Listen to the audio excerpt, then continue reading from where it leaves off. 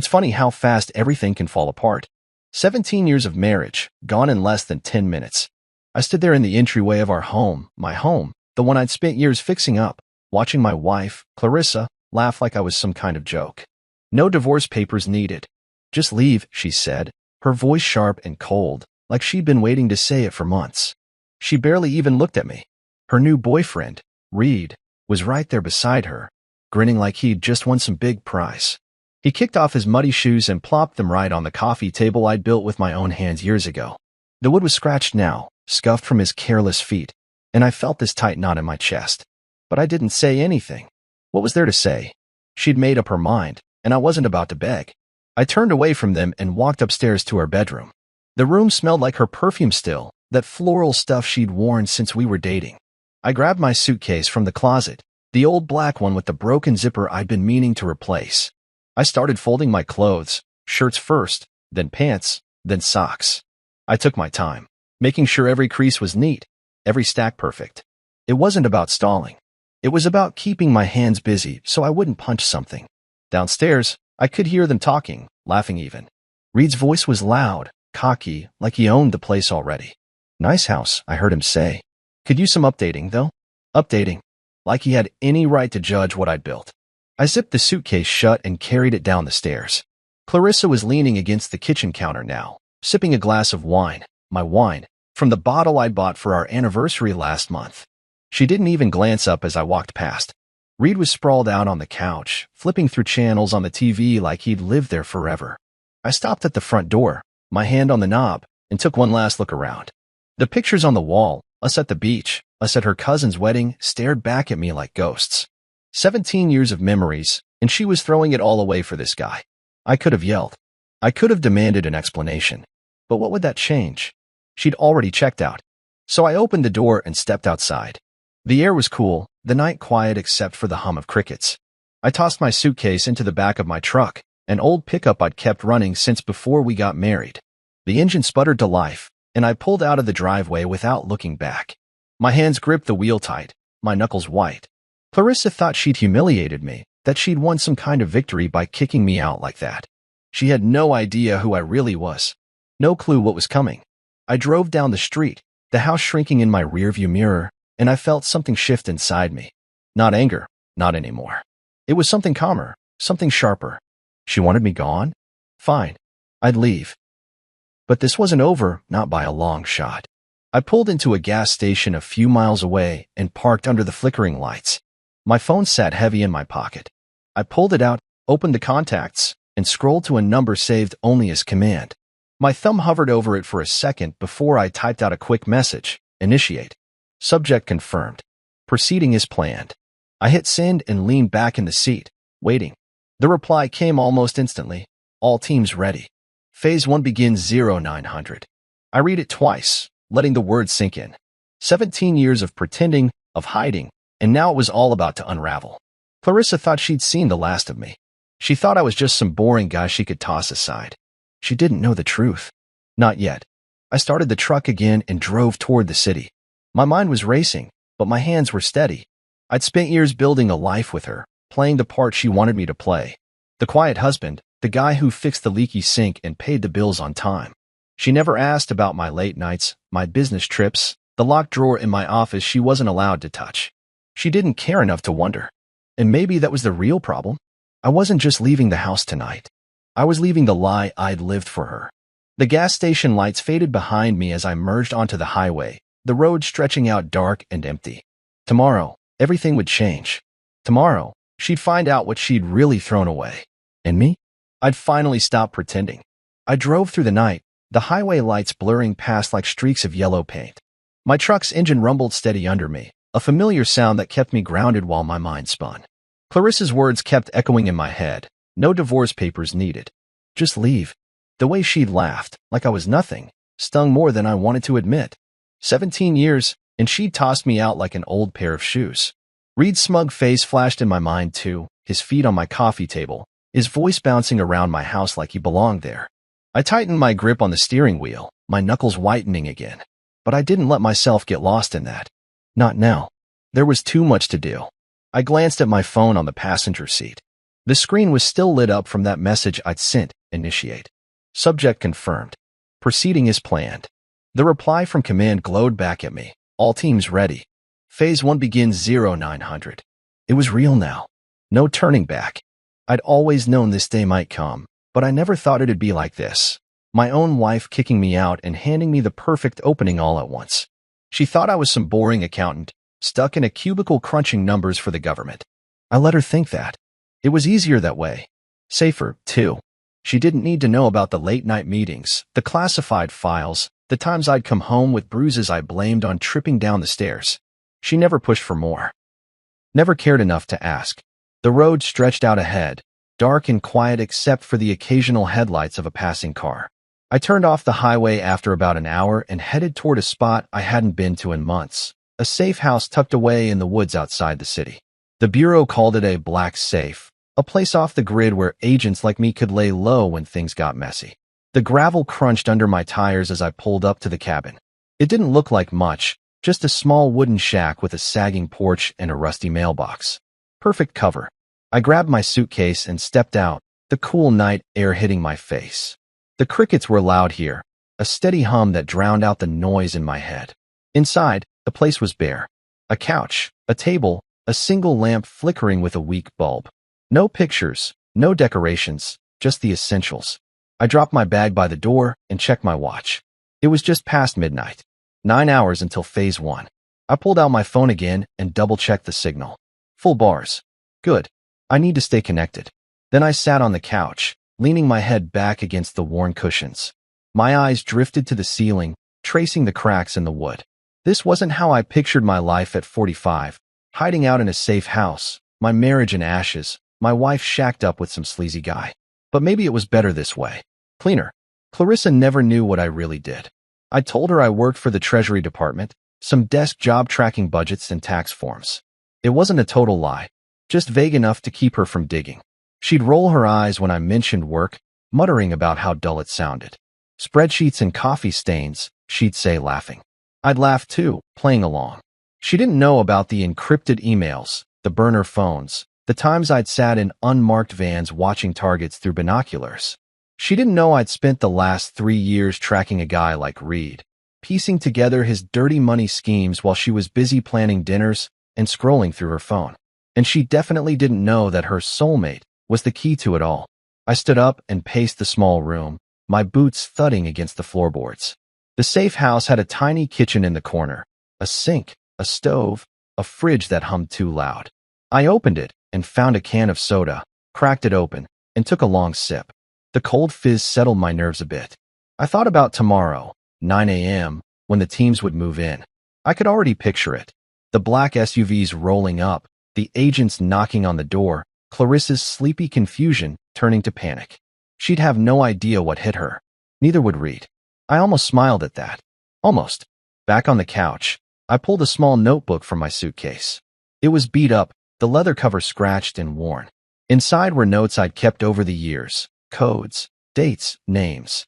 Nothing too specific, just enough to jog my memory if I needed it. I flipped to a page near the back, where I'd written RV months ago. Reed Vallon. I'd been watching him long before Clarissa brought him home. Long before she decided he was her ticket out of our marriage. I tapped the page with my finger, staring at his initials. She thought she'd humiliated me tonight. She thought she'd won. But she didn't know the game had already started, and I was the one holding the cards. I set the notebook down and checked my phone again. No new messages. Good. Everything was on track. I leaned back, closing my eyes for a moment. The safe house was quiet except for that fridge hum and the crickets outside. Tomorrow, it'd all kick off. Tomorrow, Clarissa would see a side of me she'd never imagined. I wasn't just the guy she kicked out. I was the guy who'd been waiting for this moment, planning it, building it. And now it was here. I finished the soda, crushed the can in my hand, and tossed it into the trash. Then I lay down on the couch, my arm under my head. Sleep wouldn't come easy tonight, but I didn't care. I had work to do. And for the first time in years, I felt alive. The safe house was cold when I woke up, the kind of chill that seeps into your bones and makes you wish you'd packed an extra jacket. I'd barely slept, maybe a couple of hours on that lumpy couch, my mind too wired to shut off. The clock on my phone said 6:47 a.m. Just over 2 hours until phase 1. I sat up, rubbing my eyes, the faint light of dawn creeping through the cabin's dusty blinds. My suitcase was still by the door where I'd left it, my notebook on the table, open to Reed's initials. RV. Today was the day he'd go down, and Clarissa with him, whether she knew it or not. I stood and stretched, my back cracking from the stiff cushions. The safe house smelled like old wood and damp air, but it was home for now. I walked to the tiny kitchen, filled a chipped mug with water from the sink, and drank it down fast. No coffee here, but I didn't need it. Adrenaline was already kicking in, sharp and steady. I grabbed my phone and checked for updates. A new message from command. Teams in position. Rendezvous 0800. Black safe confirmed secure. Good. Everything was moving like clockwork. I replied with a quick copy. En route. Then I pulled on my boots, grabbed my keys, and headed out. The morning air was crisp, the woods around the cabin silent except for a few birds chirping. My truck sat where I'd parked it, dew clinging to the windshield. I climbed in, started the engine, and let it warm up while I wiped the glass clear with my sleeve. The drive to the rendezvous point wasn't far, about 20 minutes to a warehouse on the edge of town, another spot the Bureau kept off the books. I pulled onto the gravel road, my tires crunching loud in the stillness. My mind drifted back to last night, Clarissa's laugh, Reed's smug grin. I'd spent 17 years with her, building a life, a home, and she'd thrown it away without a second thought. But that wasn't what kept me up. It was the irony of it all. Her new boyfriend wasn't just some random guy. He was my target. See, I'd been working Reed Vallen's case for 3 years. 3 years of late nights, fake identities, and digging through financial records so tangled it'd make your head spin. He was a hedge fund manager on paper, fancy suits, slick hair, the kind of guy who bragged about his yacht at parties. But underneath it, he was dirty, laundering millions through offshore art deals and crypto scams, moving cash for some nasty people. I tracked him across state lines, tapped his calls, watched his every move. And then, 6 months ago, Clarissa brought him home. "This is Reed," she'd said, all smiles, like she'd found gold. My soulmate. I'd nearly choked on my beer. Soulmate? He was my mark. I didn't tell her, of course. Couldn't. My job, my real job, depended on secrecy. She thought I was just some government pencil pusher, and I let her. It was safer that way. The less she knew, the less she could mess up. But I never thought she'd get tangled in it like this. I pulled into the warehouse lot at 7:58 a.m., parking beside a row of black SUVs. Agent Rowan was already there, leaning against his vehicle, a cigarette dangling from his lips. He'd been my partner for 8 years, a wiry guy with a buzz cut and a dry sense of humor. "Morning, sunshine," he said, flicking ash onto the ground. "Rough night?" I shrugged. "You could say that." Inside the warehouse, Director Keller was waiting. He was older, gray hair, sharp eyes, the kind of man who didn't waste words. A table was set up with laptops, maps, and a stack of files, Reed's life in paper form. "You're sure about this?" Keller asked, looking at me over his glasses. "She's your wife." I corrected. "She made her choice." He nodded, no judgment, just facts. Rowan clapped me on the shoulder. "Let's bury this bastard," he said, grinning. I didn't smile back, but I felt it, the fire. This wasn't just about Reed anymore. It was personal. We went over the plan one last time. Surveillance teams were already in place around the house, ready to move at 9 a.m. sharp. Another unit was hitting Reed's office downtown, seizing computers, freezing accounts. The evidence was airtight, bank records, wire transfers, even a recorded call where he bragged about cleaning cash. I built this case brick by brick, and now it was time to knock it all down. Keller handed me a headset. "You're on comms," he said. "Eyes on the feed. Call the shots if it goes sideways." I nodded, slipping it on. My heart was steady, my hands calm. This was what I was good at. I thought about Clarissa again as we loaded up. She'd never seen this side of me, the guy who could take down a criminal empire without blinking. To her, I was just the husband who forgot to mow the lawn sometimes, who worked late and came home quiet. She didn't know about the black safes, the undercover ops, the times I'd stared down worse men than Reed. And she didn't know that her soulmate was about to drag her into a mess she couldn't talk her way out of. I climbed into the van with Rowan, the doors slamming shut behind us. The screens flickered to life, showing live feeds from the house. Clarissa's car was still in the driveway. Reed's too. They had no idea what was coming. The clock hit 8:45 a.m. 15 minutes to go. I leaned back in my seat, watching the screens, my mind clear. This was my world, hidden, sharp, real. Clarissa thought she'd humiliated me last night, kicking me out for her shiny new boyfriend. But she didn't know the secrets I'd buried, the life I'd kept from her. She didn't know that I'd been waiting for this, that Reed walking into our house was the last piece I needed. The van rolled out, tires humming against the pavement. Phase 1 was about to start. And I was ready. The van smelled like stale coffee and metal as we rolled toward the house, the screens in front of me flickering with live feeds. It was 8:55 a.m., 5 minutes until everything kicked off. I adjusted my headset, the static crackling in my ear as Rowan muttered something about traffic. My eyes were locked on the monitors, 2 angles of the house I used to call home. The front porch was quiet, the curtains still drawn. Clarissa's car sat in the driveway next to Reed's flashy BMW. They were probably still asleep, tangled up in the sheets I'd paid for, thinking they'd won. My stomach twisted, but I pushed it down. This wasn't about feelings anymore. This was about the job. The clock hit 9 a.m., and the radio buzzed to life. Team Alpha in position, a voice said. Team Beta, office site secured. Awaiting your go. I took a breath, my voice steady. Go, I said. And just like that, it started.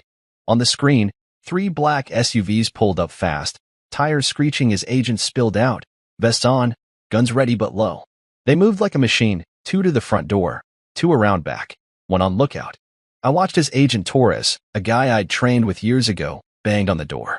FBI, search warrant. Open up. His voice was loud, sharp, cutting through the morning quiet. For a second, nothing happened. Then the curtains twitched, and I saw Clarissa's face peek out, her eyes wide and sleepy. She opened the door a crack, still in her robe, her hair messy from sleep. What's going on? She asked, her voice shaky. Torres didn't waste time. FBI. We have a warrant. Step aside. He pushed past her, the team following, and I saw her stumble back, clutching the robe tighter. Reed came stumbling down the stairs a second later, shirtless, his hair sticking up. What the hell is this? He yelled, but the moment he saw the badges, his face went pale. He bolted toward the back door, stupid move. 2 agents were already there, grabbing him before he made it 10 steps. I heard the cuffs click through the comms, a satisfying sound. Reed Vallon, you're under arrest, one of them said, reading off the charges, racketeering, money laundering, fraud. His mouth opened, but nothing came out. Clarissa was screaming now, her voice shrill on the feed. What the hell is going on? Somebody tell me. She spun around, looking at the agents tearing through the house, ripping open drawers, bagging laptops, flipping cushions. Nobody answered her.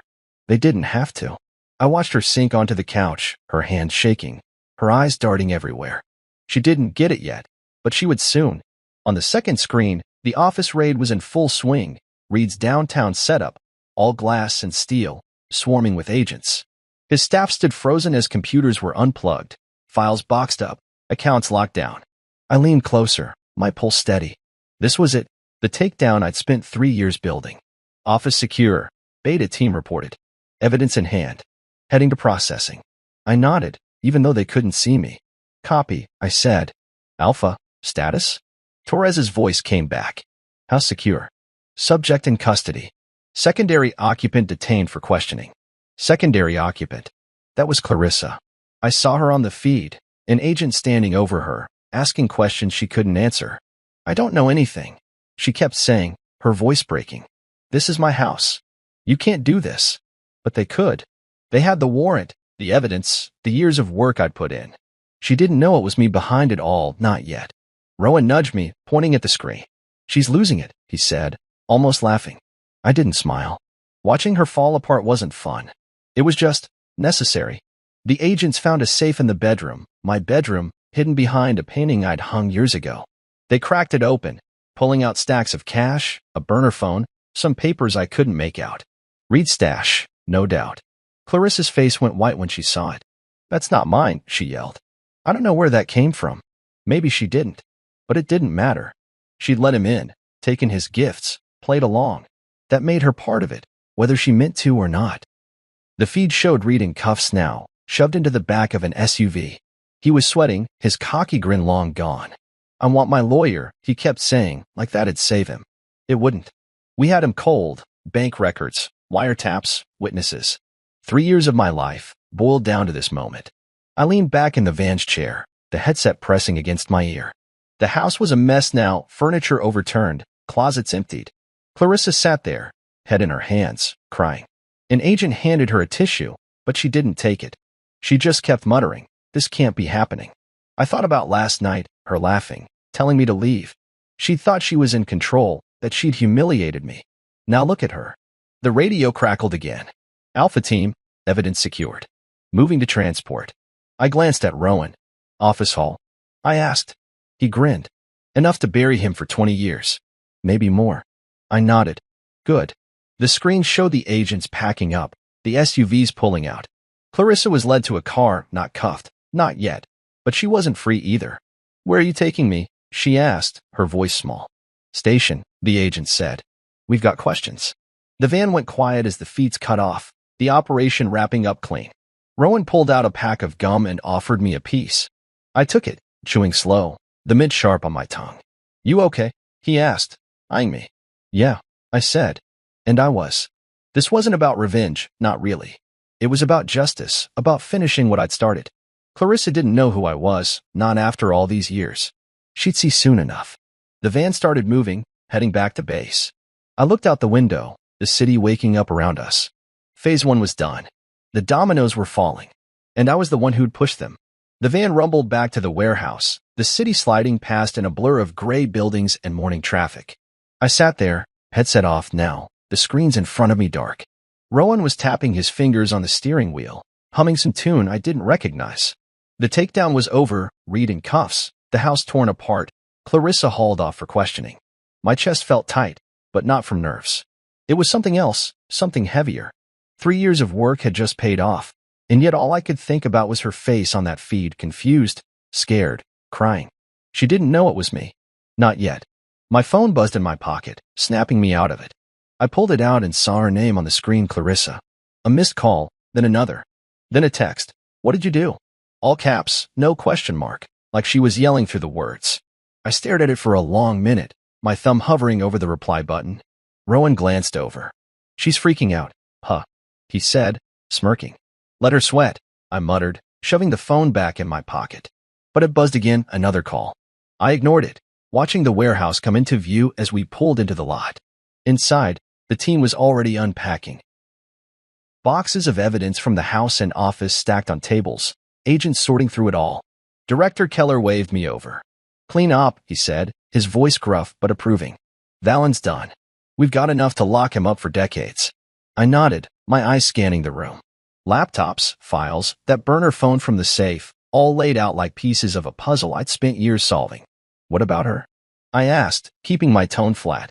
Keller shrugged. "She's in holding. Claims she didn't know anything. We'll see." My phone buzzed again, another text. "Answer me." I pulled it out this time, staring at her words. She was desperate now, probably sitting in some cold room at the station, wondering how her perfect little plan had blown up.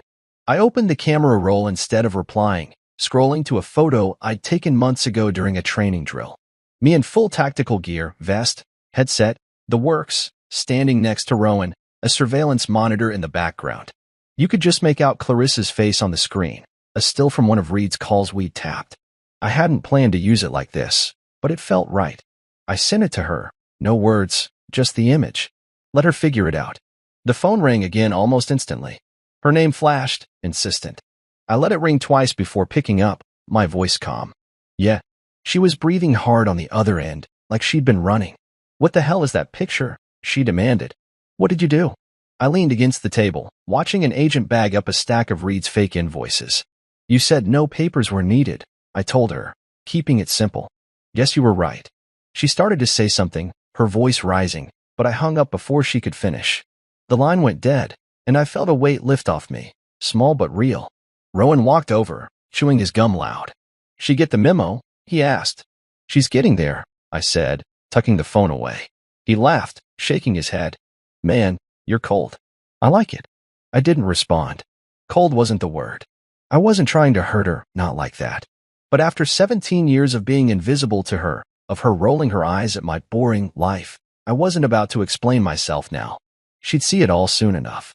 Keller called us into a briefing room, a small space with a whiteboard and a few chairs. The screens were back on, showing footage from the house raid looped on mute. "Valen's in processing," he said, pointing at a file. "Singing already, trying to cut a deal." I wasn't surprised. Guys like Reed always folded when the cuffs went on. What's he saying? I asked. Keller flipped open the folder. Claims she knew the wife. Says she was in on the accounts, the gifts. Trying to pin it on her. My jaw tightened. She didn't, I said, firm. She's clueless, not crooked. Keller raised an eyebrow but didn't argue. We'll dig. See what sticks. I thought about that, Clarissa knowing. She didn't. I'd lived with her long enough to be sure. She'd taken Reed's money, sure. The jewelry, the car, the villa she'd bragged about, but she thought it was just him showing off. She wasn't smart enough to hide millions, not careful enough to play that game. But the evidence was there. $140,000 in gifts traced to her name, all tied to Reed's laundering.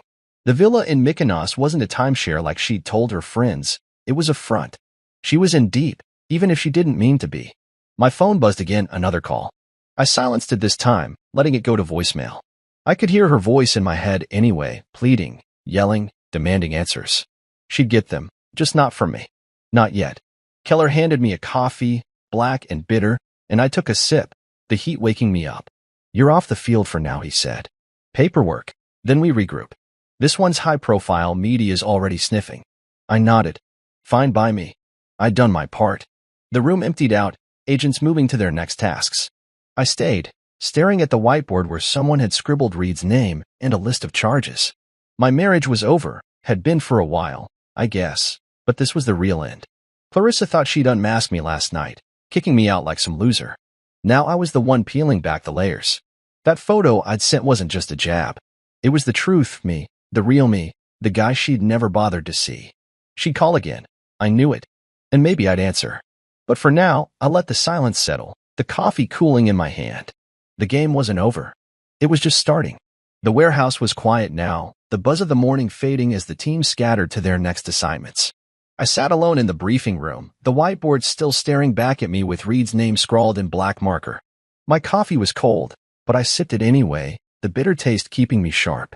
My phone sat on the table, silent for the first time in hours. Clarissa had stopped calling. Maybe she'd given up. Maybe she was too busy freaking out at the station. Either way, I didn't care. Not right then. I leaned back in the chair, my eyes drifting to the stack of files Keller had left behind. Reed's life, my work, all boxed up and ready to bury him. The door creaked open, and Rowan poked his head in. Interrogation starting, he said, chewing that damn gum again. Valen's in room 3. One in. I nodded, pushing myself up. My boots echoed on the concrete as we walked down the hall, past agents hunched over laptops and evidence bags. The interrogation rooms were in the back, small, gray boxes with one-way glass and metal chairs bolted to the floor. I stopped at the window, looking in. Reed was there, cuffed to the table, his fancy suit swapped for a jumpsuit. He looked smaller without the swagger, his hair greasy, his eyes darting around like a trapped rat. Agent Torres was already inside, flipping through a file, calm as ever. You've got a lot to say, Reed, he started, his voice steady. Let's hear it. Reed leaned forward, his cuffs clinking. I'll talk, he said, too fast. But you gotta cut me a deal. I'm not the big fish here. Torres didn't flinch. You're the one in cuffs. Start talking and we'll see. Reed swallowed hard, then launched in. It's her, Clarissa. She knew about the accounts. She helped set them up. The jewelry, the car, she pushed for it. Said we needed to look legit. I felt my fists clench at my sides. He was lying, and not even well.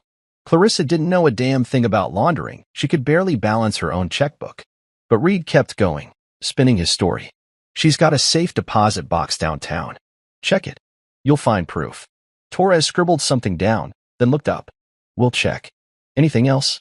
Reed nodded, eager now. The villa, she picked it. Said it'd be our getaway. She's in on all of it. I turned away from the glass, my jaw tight. Rowan raised an eyebrow. He's desperate, he said. Throwing her under the bus to save his ass. Yeah, I muttered. Won't work. I knew Clarissa wasn't innocent. She'd taken the gifts, flaunted them, let Reed worm his way in. But she wasn't a mastermind. She was just greedy, blind, too caught up in her soulmate to ask where the money came from. The Bureau would figure that out fast.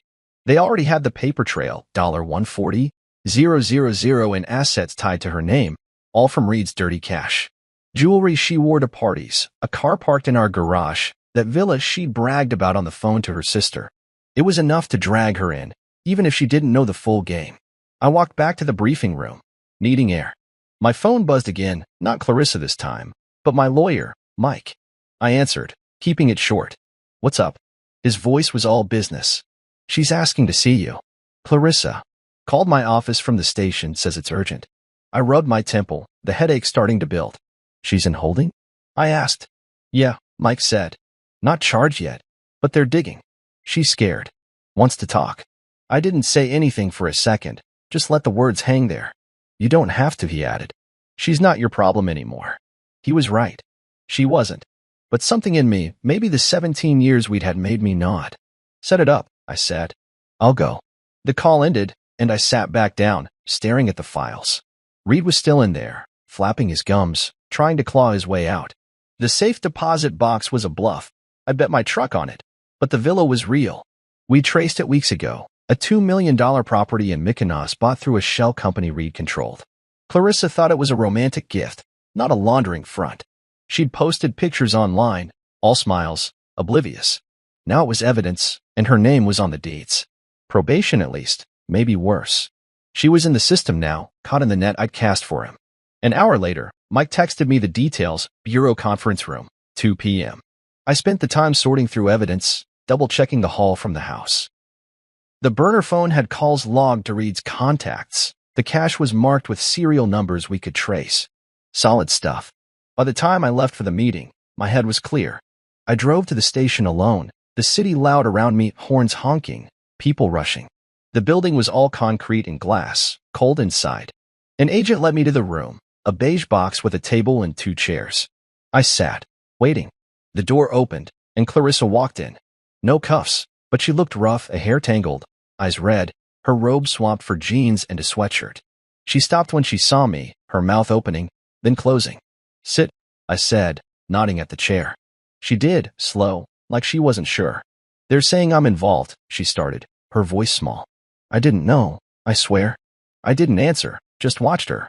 She fidgeted, then leaned forward. You did this, didn't you? The raid, the arrest, it's you. I nodded, just once. Yeah. Her eyes widened, tears welling up. Why didn't you tell me? She asked. Who you really are. I leaned back, keeping my voice even.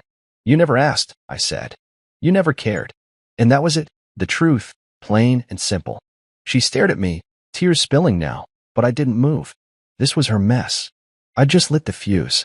The conference room felt like a freezer, the air heavy with that stale smell of old carpet and cheap coffee. Clarissa sat across from me, her hands twisting together on the table, tears streaking down her face. She looked smaller than I remembered, like the last 24 hours had shrunk her into someone I barely recognized. Why didn't you tell me who you really were? She'd asked, her voice breaking on every word. I'd answered her straight. You never asked. You never cared. It wasn't mean, just true. 17 years, and she'd never once pushed past the surface, never wondered why I was gone so much or what I did behind that locked office door.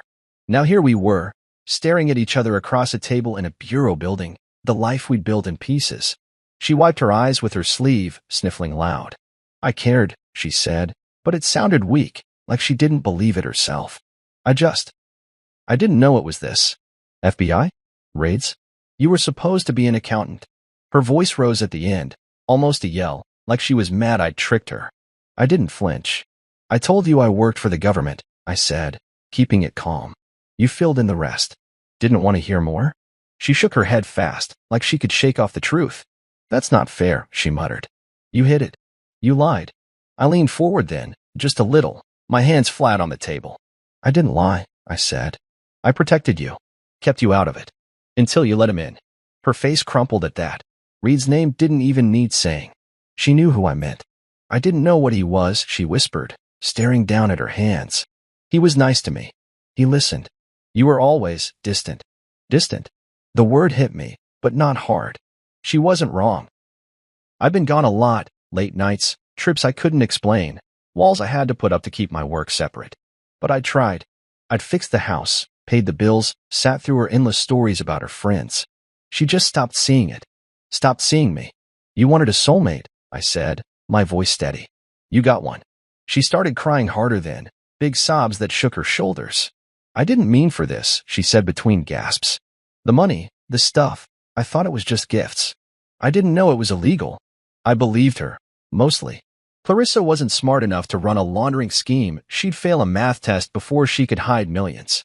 But she'd taken it all anyway, the jewelry, the car, that villa she'd bragged about. Greed made her blind, not brains. They're saying I could go to jail, she went on, looking up at me with wet, desperate eyes. You have to help me. Please. I didn't move, didn't soften. I can't, I said. Simple as that. You're in it now. They've got evidence, your name on accounts, property. You took his money. She shook her head again, frantic. But I didn't know. You know I didn't. Tell them. Her voice was loud now, echoing off the beige walls. I stayed quiet for a second, letting her words hang there. Then I said, they'll figure it out. If you're clean, you'll walk. If not, I trailed off, shrugging. She stared at me like I'd slapped her. You're not even going to try? She asked, her voice small again. After everything? Everything. 17 years of dinners, fights, quiet mornings. The time she laughed at my bad cooking, the way she'd curl up next to me on the couch. It flashed through my head, quick and sharp, but it didn't change anything. You told me to leave, I said, meeting her eyes. No papers needed. I did what you wanted. She flinched, like the words cut her. Maybe they did. I didn't mean it like this, she mumbled, tears dripping onto the table. I was mad. I was stupid. I didn't think. She stopped, choking on a sob. I didn't fill the silence. There was nothing to say. The door opened then, and an agent stepped in, young guy, buzz cut, clipboard in hand. Time's up, he said, glancing at me. She's due back and holding. Clarissa looked at him, then at me, panic flaring in her eyes. Wait, she said, reaching across the table toward me. Her fingers brushed mine, cold and shaky. Please, don't let them take me. I'm sorry. I'm so sorry. I pulled my hand back, slow but firm. I can't fix this, I told her. You made your choices. The agent stepped closer, motioning for her to stand. She did, wobbly, her face a mess of tears and mascara. As he led her out, she turned back one last time. I didn't know you, she said, her voice breaking. I should have. I didn't. The door shut behind her, and the room went quiet again. I sat there, staring at the empty chair, her words rattling around in my head. She didn't know me. She was right. But I'd known her. Every laugh, every sigh, every time she looked past me like I wasn't there. 17 years, and she'd never seen me clear until now, when it was too late. I stood up, my chair scraping the floor. The agent at the door nodded at me, and I walked out, the hallway cold and gray. My phone buzzed. Mike again. She's a wreck. You good? I texted back a quick, yeah. And I was. Not happy, not sad, just done. Clarissa wanted forgiveness, a lifeline, but I didn't have it to give. Not out of spite, just truth. She'd built this mess with Reed, brick by brick, and I'd torn it down. Now she'd face it. I headed back to the warehouse, the weight of her tears still on me, but lighter than before. She saw me now. Too bad it took this to make it happen. I left the station and drove back to the warehouse, the city humming around me as the afternoon sun climbed higher.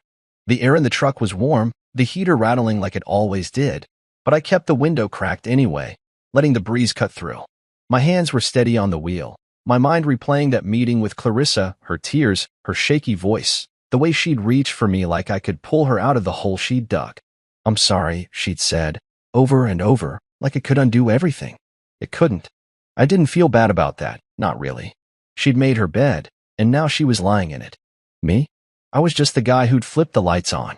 Back at the warehouse, the team was still sorting through evidence, the tables piled high with boxes and bags. Rowan waved me over, his gum snapping loud. Valen's sentencing set, he said, handing me a folder. Court pushed it through fast, 22 years. Racketeering, fraud, conspiracy. Done deal. I flipped it open, scanning the pages. Reed had tried to bargain, pointing fingers at Clarissa and anyone else he could think of, but the evidence was too strong, my evidence. Bank records, tapped calls, witnesses who'd flipped. 3 years of my life, wrapped up in a judge's gavel. Good, I said, closing the folder. He's out. What about her? Rowan asked, leaning against the table. I shrew. 3 years, plus some financial ethics class they're making her take. No jail. He whistled low. Lucky break. Thought she'd get more with all that cash tied to her. I nodded, but didn't say much. The $140,000 in gifts, the jewelry, the car, the villa had her name all over it. But the bureau knew she wasn't the brains, just the fool who'd taken the bait. 3 years of probation was light, considering. She dodged the worst, but her life was still wrecked. The media had already latched on, TVs in the warehouse were muted, but I could see the headlines flashing. Wife of undercover FBI agent caught in high-profile takedown. My name was in there too, though I'd told them no interviews. Reporters had been calling all day, leaving voicemails I deleted without listening. I didn't need the spotlight. Never did. Watching Reed get hauled off and Clarissa's world crumble was enough. Justice didn't need a camera crew. I grabbed a water from the fridge and sat down, letting the noise of the room fade into the background. Keller walked over, his glasses perched on his nose. "Press is eating this up," he said, nodding at the screens. "You sure you don't want to say something? Looks good for the bureau." I shook my head. "Let them run their stories. I'm done talking."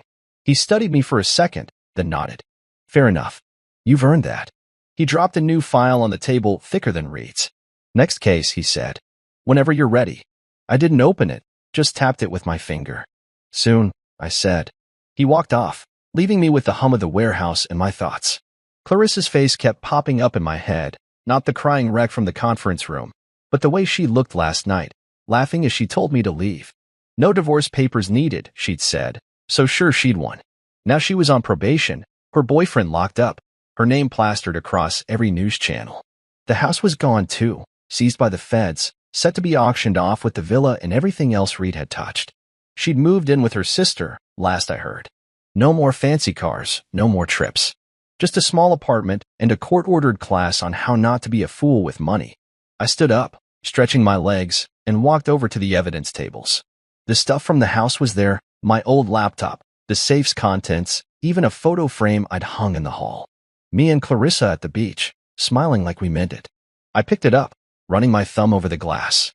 That was a long time ago, back when she still looked at me like I mattered. I set it back down, face first, and turned away. No point in holding on to it. The past was done, and I wasn't the type to dwell. My phone buzzed. "Mike, my lawyer. Press keeps calling. You sure no comment?" I texted back. "Sure. Let it die down." He replied with a thumbs up, and I pocketed the phone. The warehouse was slowing down now, agents heading out, the day winding to a close. Rowan came over again, tossing his gum wrapper in the trash. "Beer?" he asked. "Team's hitting the bar later.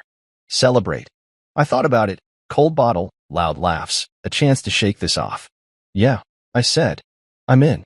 We left the warehouse as the sun dipped low, the sky turning orange over the city. The bar was a dive a few blocks away, all sticky floors and neon signs. The team was already there. Torres, a couple others, Keller even showed up for a round.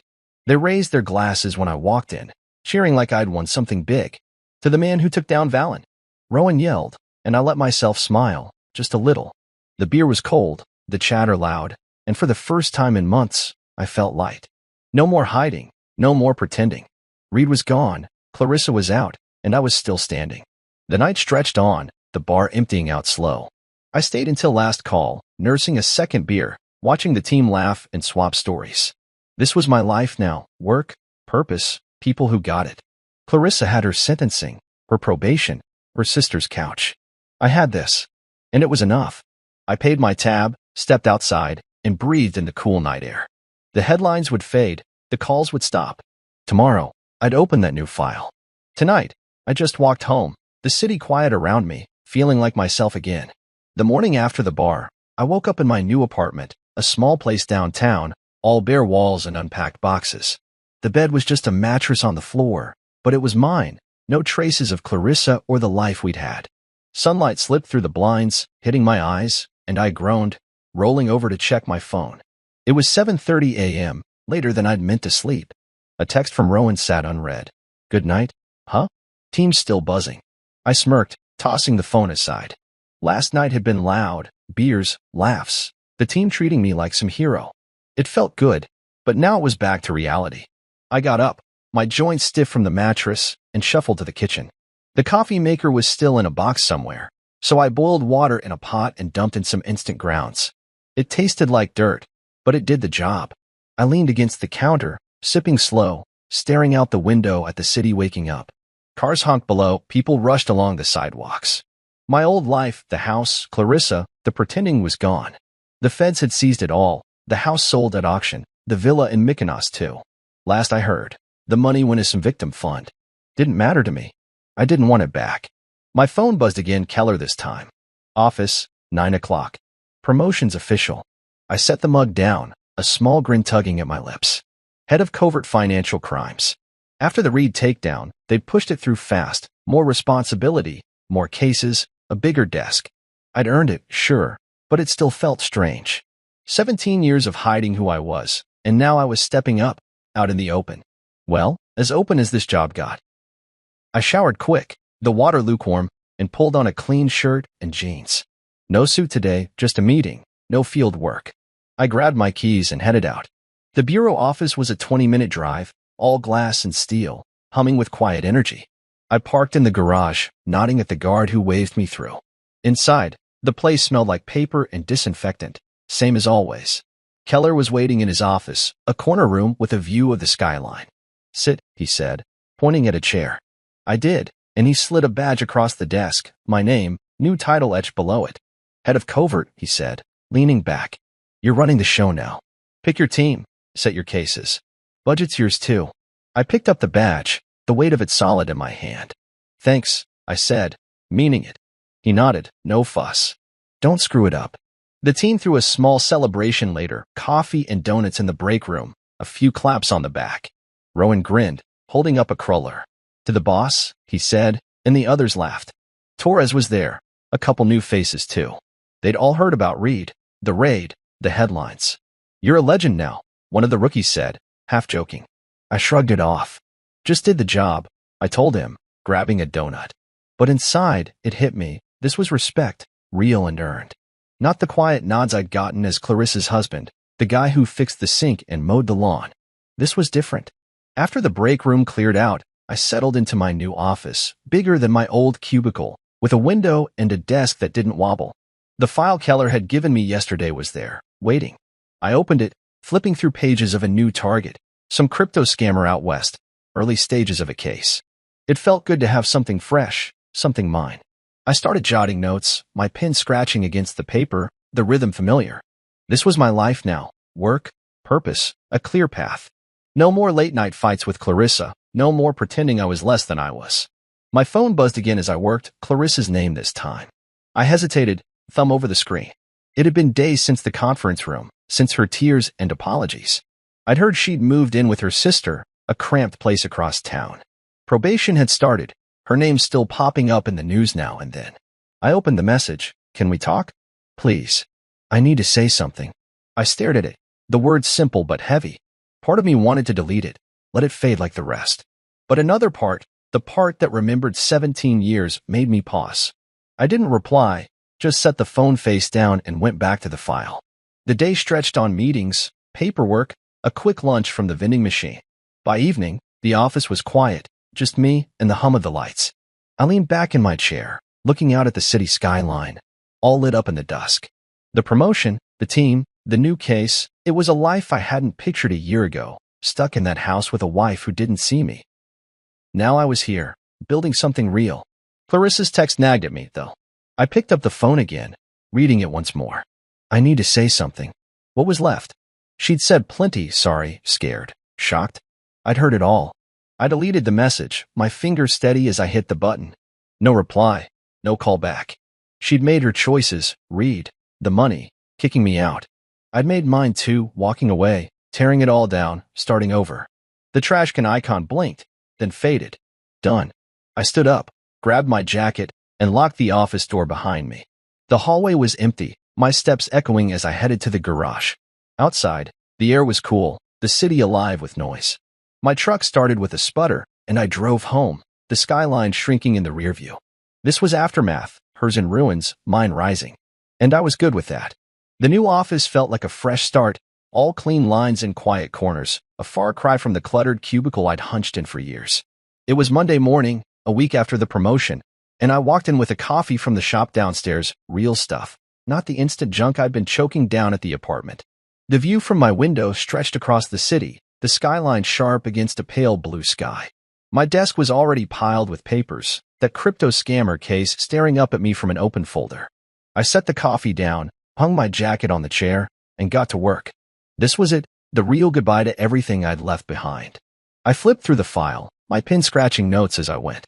The target was some slick guy out of California, moving dirty cash through fake NFT sales, millions washing in and out like tidewater. It was early days, just leads and hunches, but it felt good to dig in. My phone stayed quiet, no buzz from Clarissa or anyone else. Deleting her last message had closed that door for good, and I didn't miss the weight of it. The clock on the wall ticked past 9 a.m., the office waking up around me, phones ringing, footsteps in the hall. Rowan poked his head in, grinning.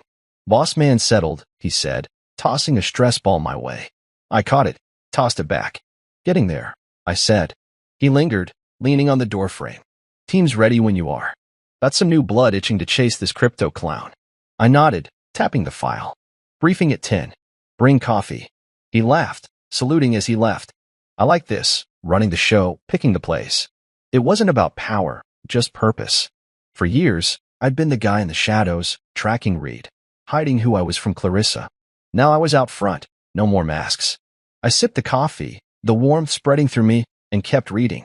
The case was messy: shell companies, encrypted wallets, but I'd cracked worse.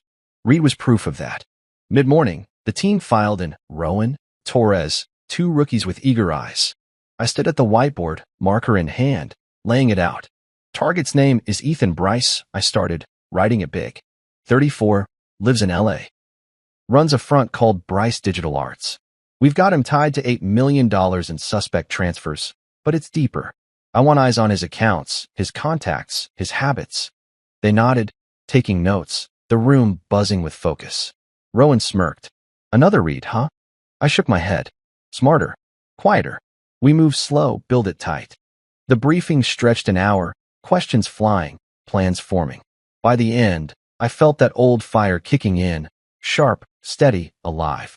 Lunch was a sandwich at my desk, crumbs falling on the file as I cross-checked leads. The afternoon blurred into calls and emails, pulling strings to get warrants, tapping sources for dirt on Bryce.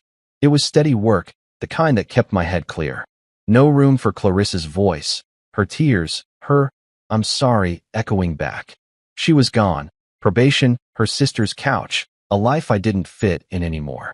The house was sold, the villa too, all traces of us wiped clean. I didn't check the news much, but I knew the headlines had faded. Wife of undercover agent was old gossip now. Good. Around 5 p.m., I leaned back, stretching my neck. The office was emptying out, the hum of the day winding down. I grabbed my coffee mug, empty now, and walked to the break room to rinse it. Torres was there, fiddling with the vending machine. "Good first day, boss?" he asked, kicking the thing until a candy bar dropped. "Yeah," I said, running water over the mug. "Solid start." He nodded, ripping open the wrapper. Heard Valen's appealing. "Won't stick, though." I shrugged, drying my hands. "Let him try?" "He's done." Torres grinned, heading out, and I stood there a minute, the sink dripping behind me. Reed could appeal all he wanted. 22 years wasn't budging. My work was ironclad.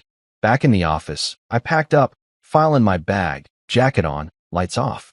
The city glowed outside, all orange and gold as the sun dipped low. I locked the door and took the stairs down, the echo of my steps filling the quiet. In the garage, my truck waited, same old sputter as I started it. The drive home was smooth, traffic thinning out, the radio playing some song I didn't know.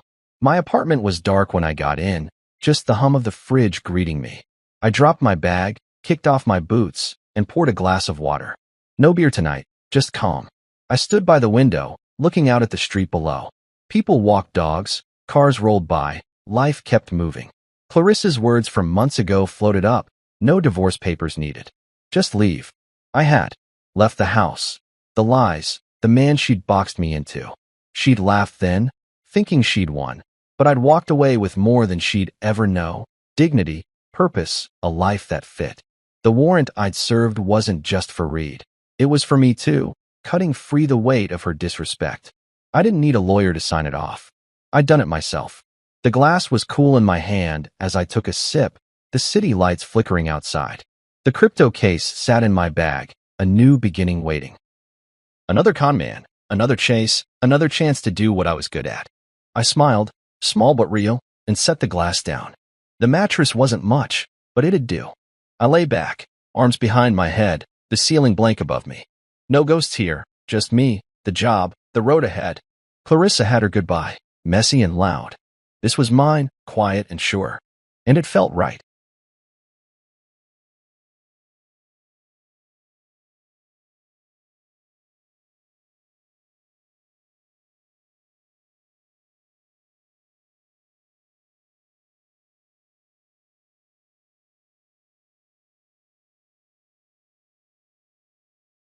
I showed up to my wife's lavish birthday party that I paid for, only to see everyone laughing and walking out of the venue. Mr. Always showing up late. Then my wife and her office lover walked out holding hands. Oh, you didn't get my text? You were not invited. So I walked away, quietly canceled every payment, party, trip, and pulled out my 90% company share $157 million worth. Minutes later, my phone lit up with 156 missed calls, and someone showed up at my door. You know that feeling when you're about to walk into what you think is going to be the highlight of your evening, only to discover you're actually the punchline of someone else's joke? Yeah, well, welcome to my Tuesday night in downtown Manhattan, where I learned that apparently being fashionably late to your own wife's birthday party isn't fashionable at all. It's just pathetic. I pulled up to the Meridian Ballroom in my Tesla, the kind of place that makes your wallet cry just from the valet parking fees. Crystal chandeliers hanging like expensive tears from a 20-foot ceiling, marble floors so polished you could probably perform surgery on them, and doormen who looked like they moonlighted as Secret Service agents. This wasn't just any venue. This was the venue, the kind of place where Manhattan's elite came to pretend they were royalty for a few hours. And guess who dropped a cool 50 grand to rent it out for the night? That's right. Yours truly, the guy who was apparently about to become the evening's entertainment.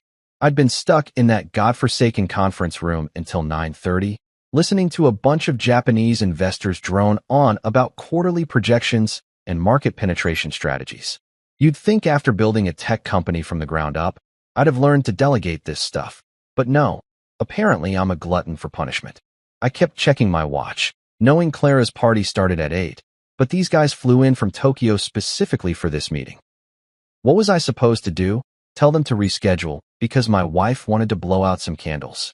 So there I was, hustling down Fifth Avenue in my best Tom Ford suit, clutching a Tiffany box with Clara's birthday present inside, a vintage Cartier necklace that cost more than most people's cars. I was already rehearsing my apology speech. You know the drill. Sorry, babe, work ran late. But I'm here now and ready to celebrate the most amazing woman in Manhattan. Classic husband damage control. But as I approached the ballroom's entrance, something felt off. People were streaming out of the building like they were fleeing a fire drill, except they were all laughing and chatting like they'd just had the time of their lives. I checked my phone. It was barely 10 o'clock. What kind of birthday party ends at 10 on a Tuesday? Clara's crowd usually partied until the cleaning crew started giving them dirty looks. That's when I heard it. Well, look who finally decided to grace us with his presence. I turned to see Jessica Hartwell, one of Clara's society friends, strutting past me in a dress that probably cost more than my monthly car payment. She had that particular smirk that rich women perfect in boarding school, the one that says, I know something you don't, and I'm going to enjoy watching you figure it out. Mr. Always showing up late, she continued, her voice dripping with fake sweetness. How perfectly on brand. Her little entourage giggled like she'd just delivered the comedic performance of the century. My stomach dropped faster than the stock market in 2008.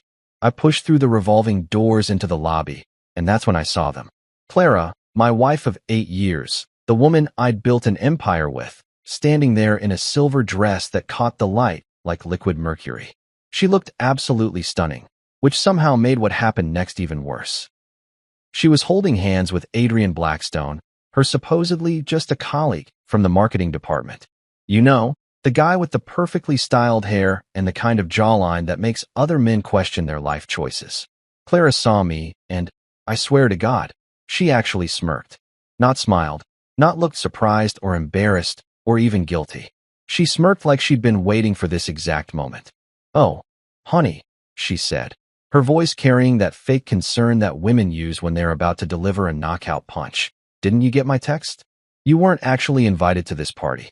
Let me tell you something about texts from your wife. When she says she sent one and you didn't get it, she's lying. I checked my phone right there in front of everyone, scrolling through our message history like some desperate loser looking for breadcrumbs of his own marriage. Nothing. Not a single message since yesterday morning when she'd reminded me to pick up her dry cleaning. Adrian stepped forward, and I could practically see the guy preening like a peacock who'd just discovered he had the biggest tail feathers in the zoo. Sorry, man, he said, but his grin suggested he was about as sorry as a kid who'd just gotten away with putting gum in the teacher's hair. Tonight's just for Clara's real friends. Real friends. Like I hadn't been bankrolling this woman's lifestyle for the better part of a decade. The lobby was still buzzing with her guests, and I could feel their eyes on me like I was some kind of zoo exhibit. Ladies and gentlemen, feast your eyes on the husband who thought he was invited to his own wife's birthday party.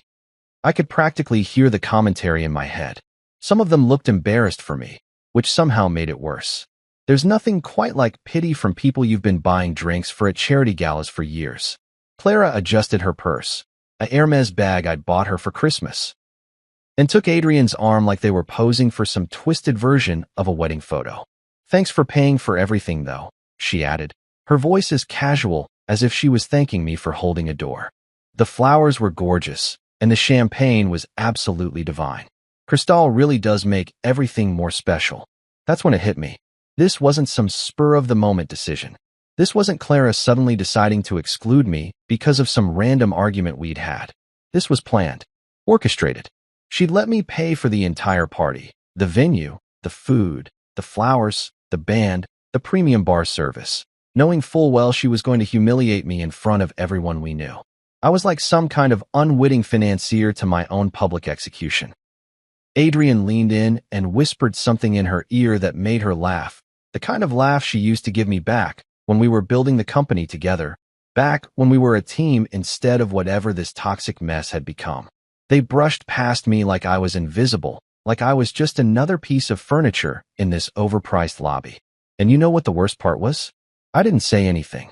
I didn't demand an explanation, didn't ask why, didn't even tell them what I really thought about their little performance. I just stood there like an idiot, watching my wife walk away with another man after spending my money on a party I wasn't welcome at. The rational part of my brain was screaming at me to do something, say something, make some kind of scene that would at least preserve a shred of my dignity. But instead, I turned on my heel and walked away.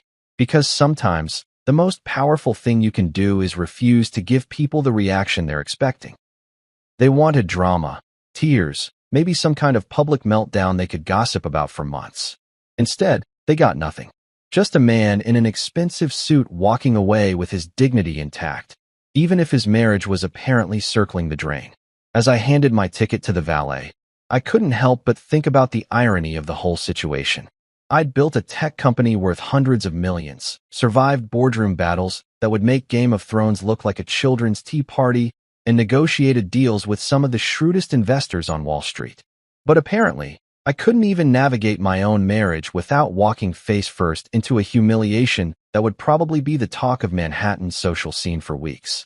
The valet brought my car around, and as I tipped him $20, I caught a glimpse of myself in the side mirror. I looked exactly like what I was. A successful businessman who'd just discovered that success in the boardroom doesn't automatically translate to success in the bedroom. Or in this case, success in not getting publicly dumped at your own wife's birthday party that you paid for. But as I drove through the neon-lit streets of Manhattan, something started brewing in my chest that wasn't quite anger and wasn't quite sadness. It was something colder, more calculating. Something that reminded me why I'd been so good at building a company from nothing in the first place. Clara wanted to play games? Fine. But she'd just made one crucial mistake. She'd forgotten who actually held all the cards in this relationship. Time to remind her. You ever have one of those nights where you come home and suddenly your own penthouse feels like a crime scene? Yeah, that was me at 11:30 p.m., standing in my marble-floored foyer, still wearing the suit I'd planned to charm investors in. Except now it felt more like armor after a battle I didn't even know I was fighting. The elevator ride up to the 42nd floor had been the longest 90 seconds of my life.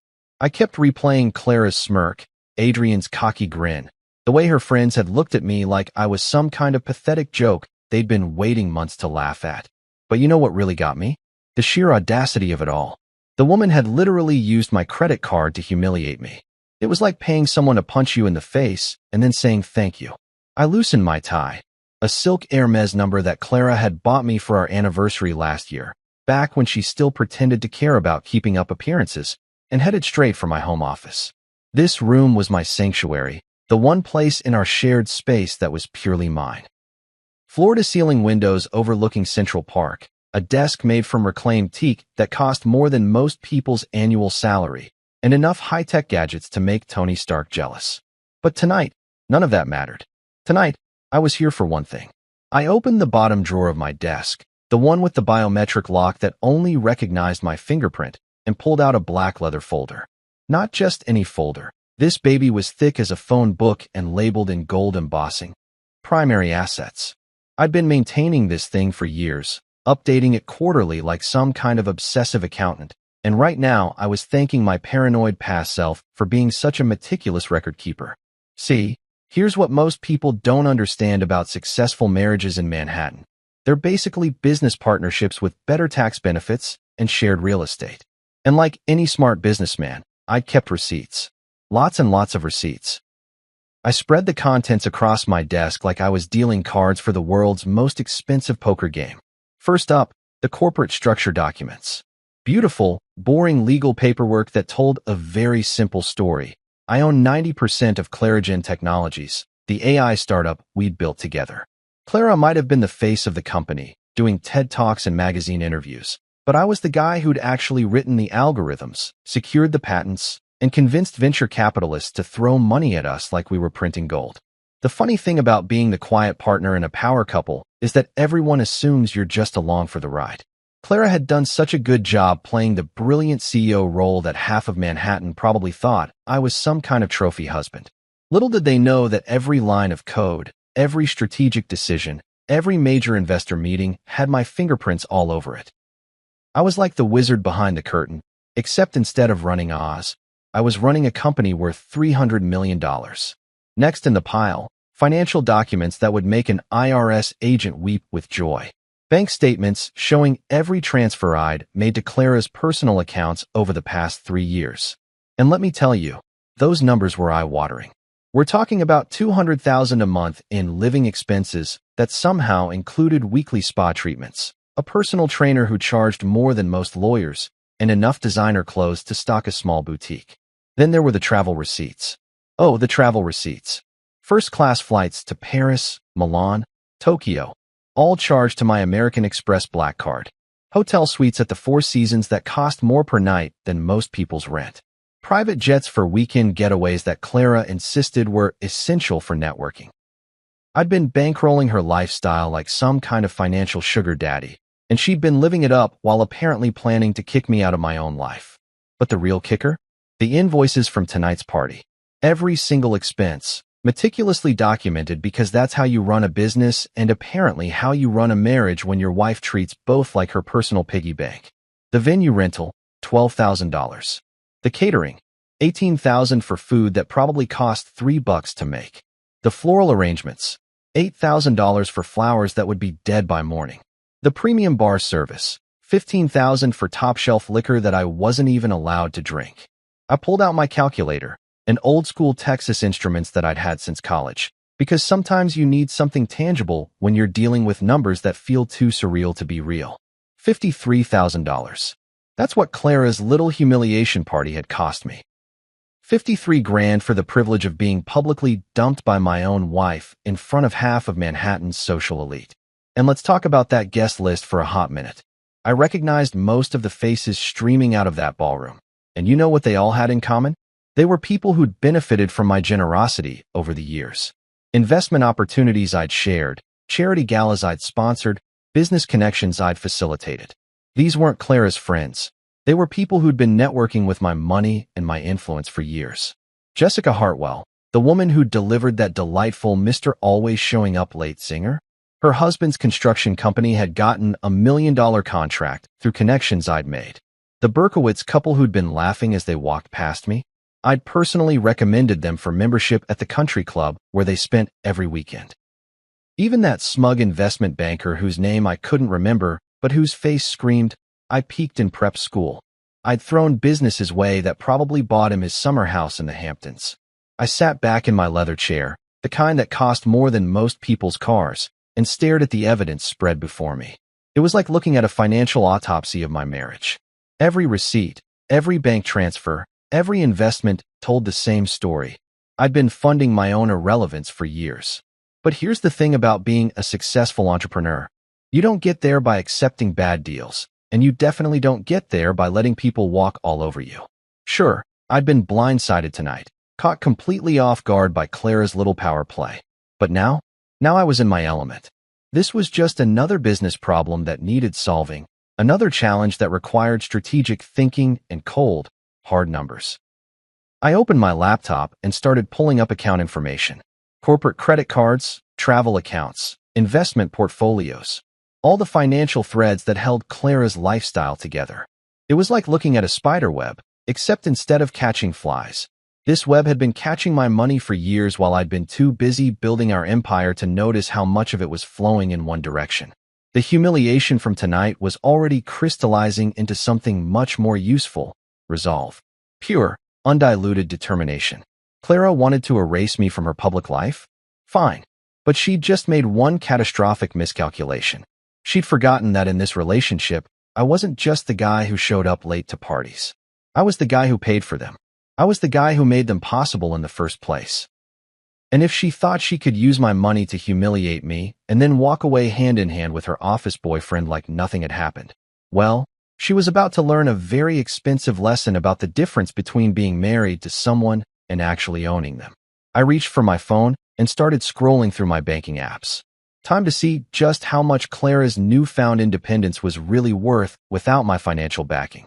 Spoiler alert, it wasn't going to be nearly as much as she thought. The folder sat open on my desk like a roadmap to revenge, and for the first time since walking into that ballroom, I started to smile. Not a happy smile. This was something colder, more calculated.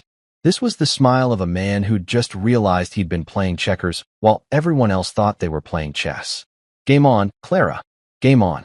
So here's the thing about having a photographic memory for passwords and account numbers. It comes in real handy when you're planning to systematically dismantle someone's entire financial universe at midnight on a Tuesday. I cracked my knuckles like some kind of digital hitman and fired up my laptop. Time for Clara to learn that actions have consequences, and consequences have price tags. First stop, Wanderlust Premium Travel Services, the concierge company that handled all of Clara's business trips. And by business trips, I mean romantic getaways disguised as professional development opportunities.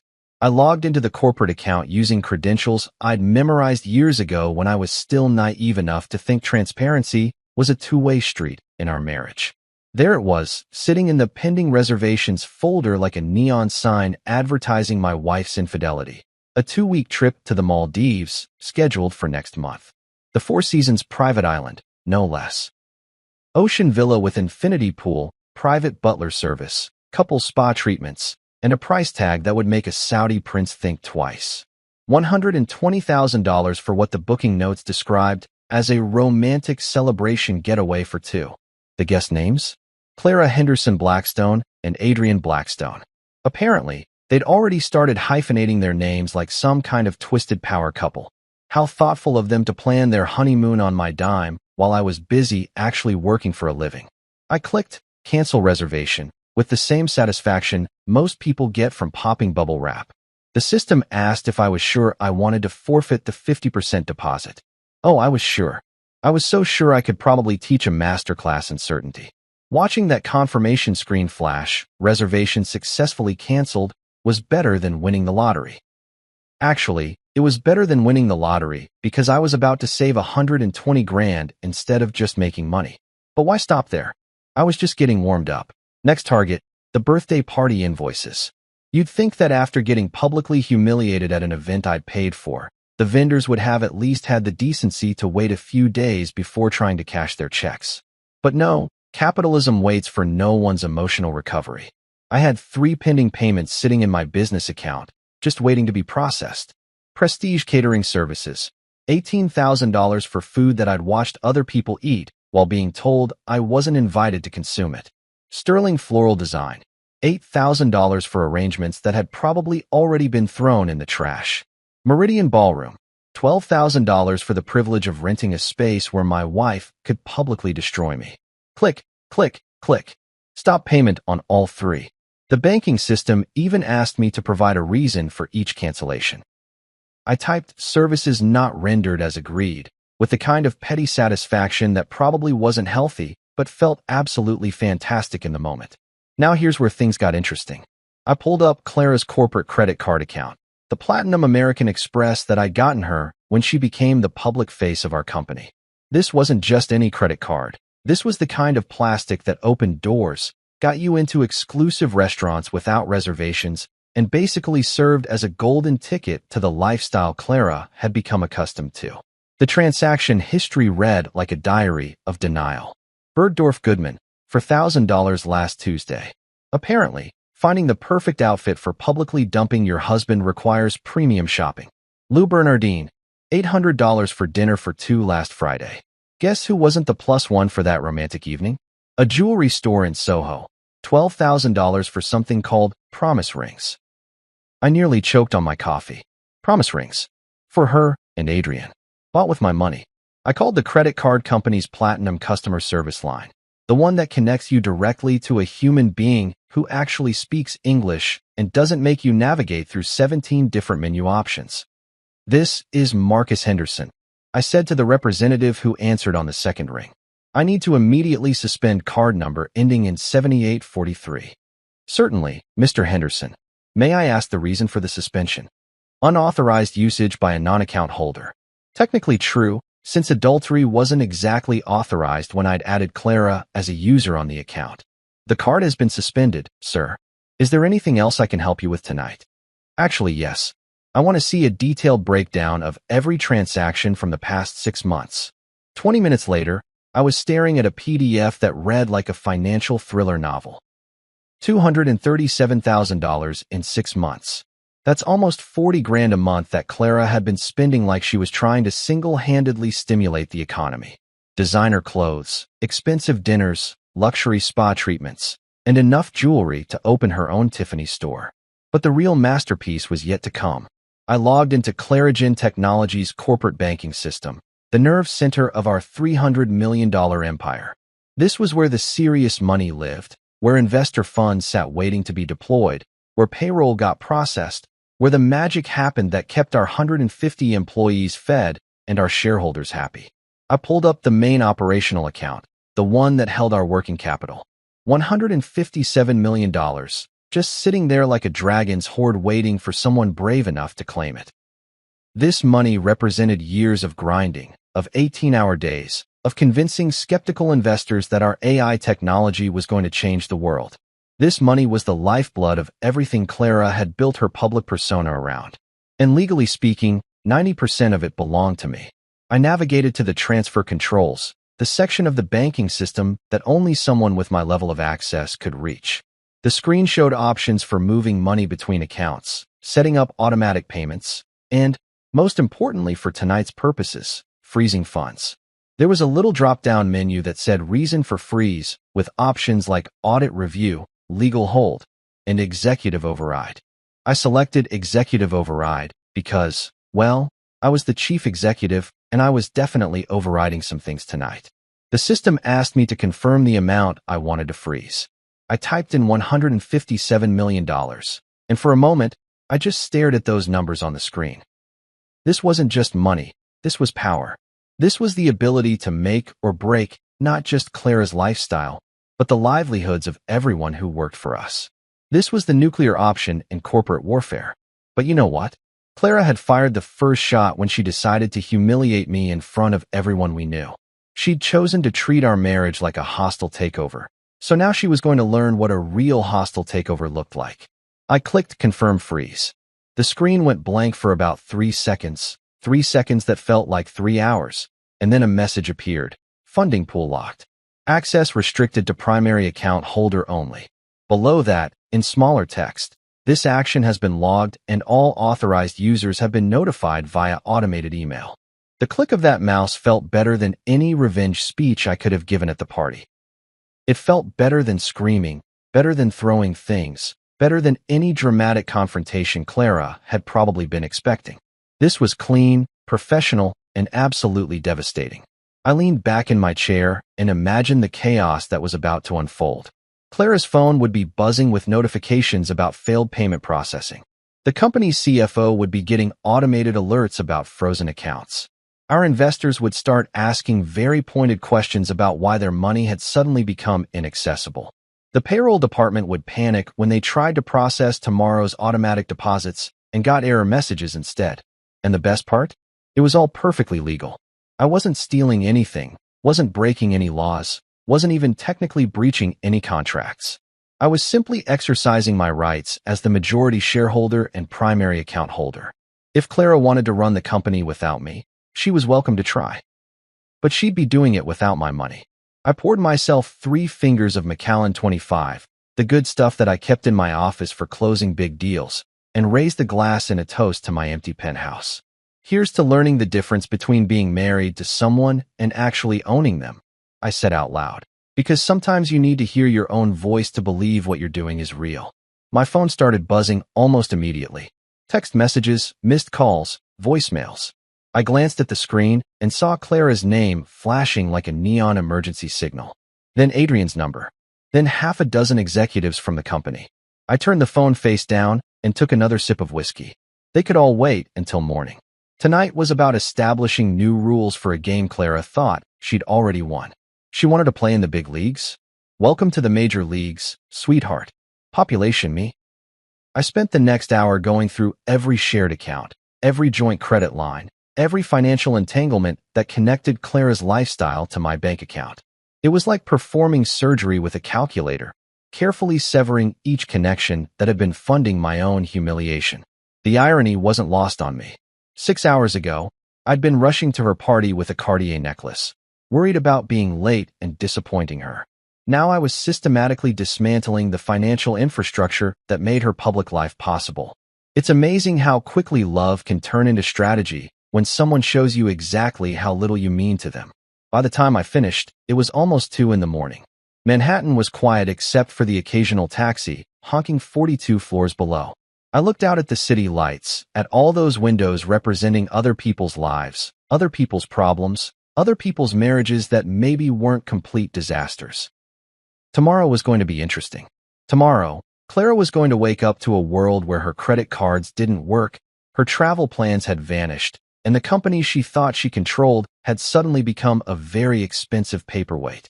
Tomorrow, she was going to learn that there's a big difference between being the face of a company and actually owning it. I closed the folder and locked it back in the drawer. The evidence would stay safe, just in case I needed to remind anyone how this particular game got started. But for now, I had a feeling the real fun was just beginning. You know what they say about the calm before the storm? Well, apparently the storm after the calm sounds like a phone that won't stop buzzing at 6 in the goddamn morning. I woke up to what can only be described as a digital apocalypse. My iPhone lighting up like a Christmas tree having an epileptic seizure, vibrating so hard it was practically doing the Macarena across my nightstand. I rolled over, squinting at the screen through eyes that felt like they'd been marinated in single malt scotch. 53 missed calls. 53. In the 3 hours I'd managed to sleep, half of Manhattan had apparently discovered that their favorite piggy bank had suddenly grown a spine and learned how to say no. The caller ID list read like a who's who of people I really didn't want to talk to before noon. Clara, 14 calls. Adrian, 8 calls, which was adorable considering he didn't even officially work for us anymore. Our company's CFO Richard Steinberg, 12 calls, and knowing Richard, he was probably having a coronary in his Park Avenue office. And various board members whose names I recognized, but whose actual jobs I'd never been entirely clear about. But here's the beautiful thing about being the guy who holds all the cards. You get to decide when the game starts. I turned my phone to silent, made myself a cup of Ethiopian coffee that cost more per pound than most people spend on groceries, and settled into my morning routine like it was any other Wednesday. Shower, shave, check the markets, read the Wall Street Journal, pretend that I wasn't currently engaged in financial warfare with my own wife. The peaceful morning lasted exactly until 11:15, when my doorman called to inform me that there was a very distressed young woman, in the lobby who claimed she worked for Mrs. Henderson and desperately needed to speak with me. I almost told him to send her away, but curiosity got the better of me. Plus, I figured it might be entertaining to hear exactly how badly my little financial coup had disrupted Clara's perfectly orchestrated world. 5 minutes later, there was a knock on my door that sounded like someone was trying to beat it down with their bare hands. I opened it to find Rena Martinez, Clara's personal assistant, looking like she'd been put through a blender and then reassembled by someone who'd lost the instruction manual. Her usually immaculate hair was disheveled, her designer blouse was wrinkled, and she had the kind of dark circles under her eyes that suggested she'd been up all night dealing with what I imagined was a fairly spectacular meltdown. "Mr. Henderson," she gasped, like she'd just run a marathon instead of taking the elevator up 42 floors. "Thank God you're here." They're all losing their minds. Complete, total, certifiable insanity. I leaned against the doorframe, savoring the moment like a fine wine. "Define they, Rena, and maybe start with why you look like you've been through a natural disaster." She pushed past me into the apartment, which would have been rude under normal circumstances, but these weren't exactly normal circumstances.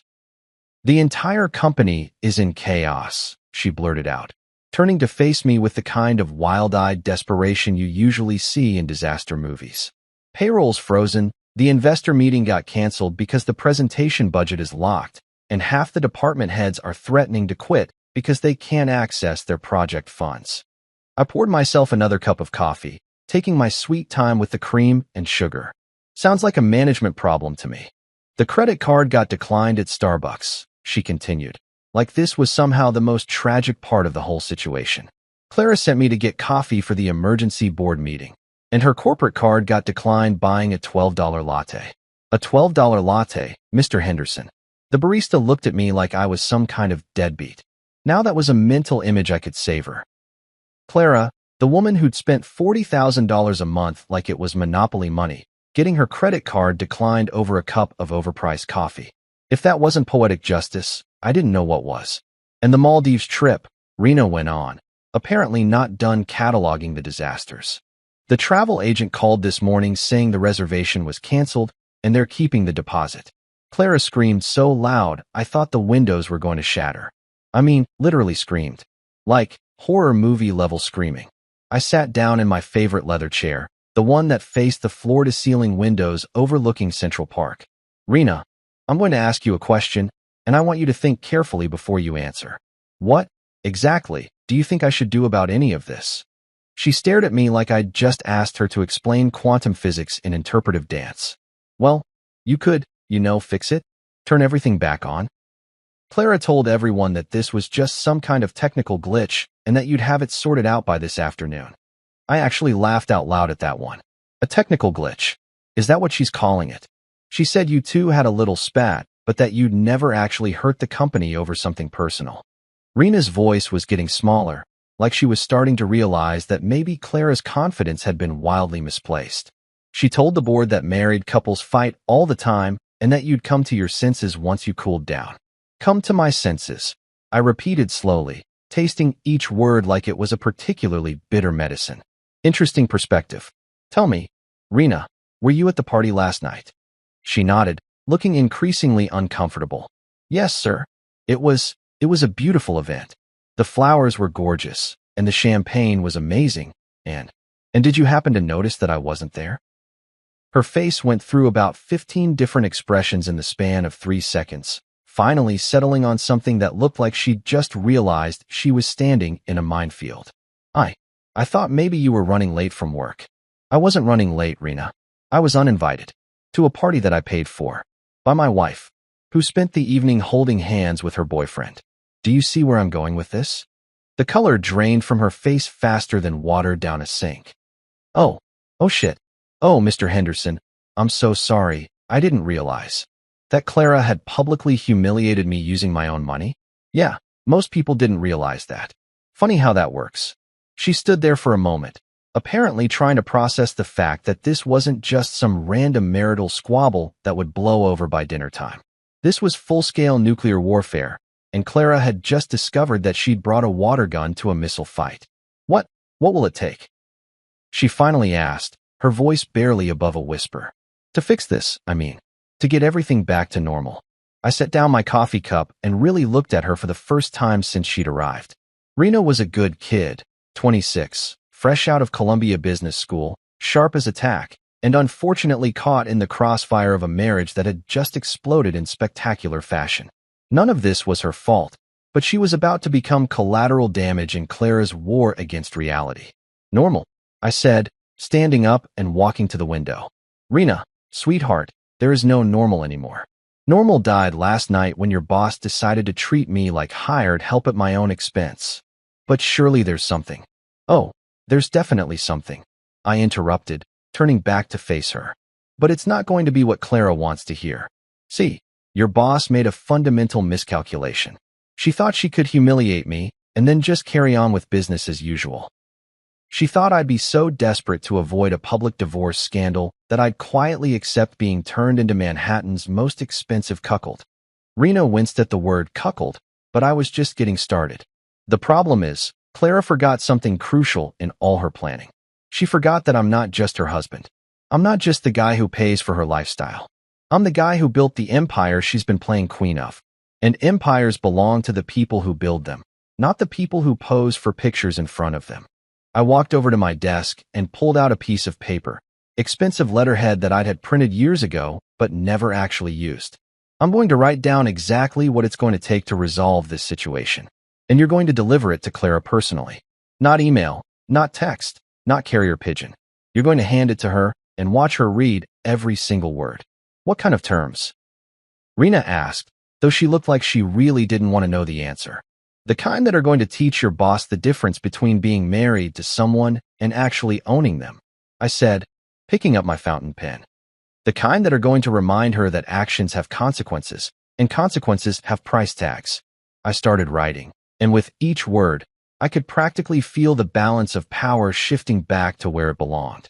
Clara wanted to play games? Fine. But she'd just learned that some games have rules, and some rules have teeth. You have 24 hours. I told Rena as I folded the paper and slid it into an envelope. Not 24 hours and 1 minute. Not whenever Clara gets around to it. 24 hours exactly, or everything I froze last night becomes permanent. Rena took the envelope like it was a live grenade, which, in a way, it was. And if she doesn't agree? I smiled, but it wasn't a particularly friendly smile.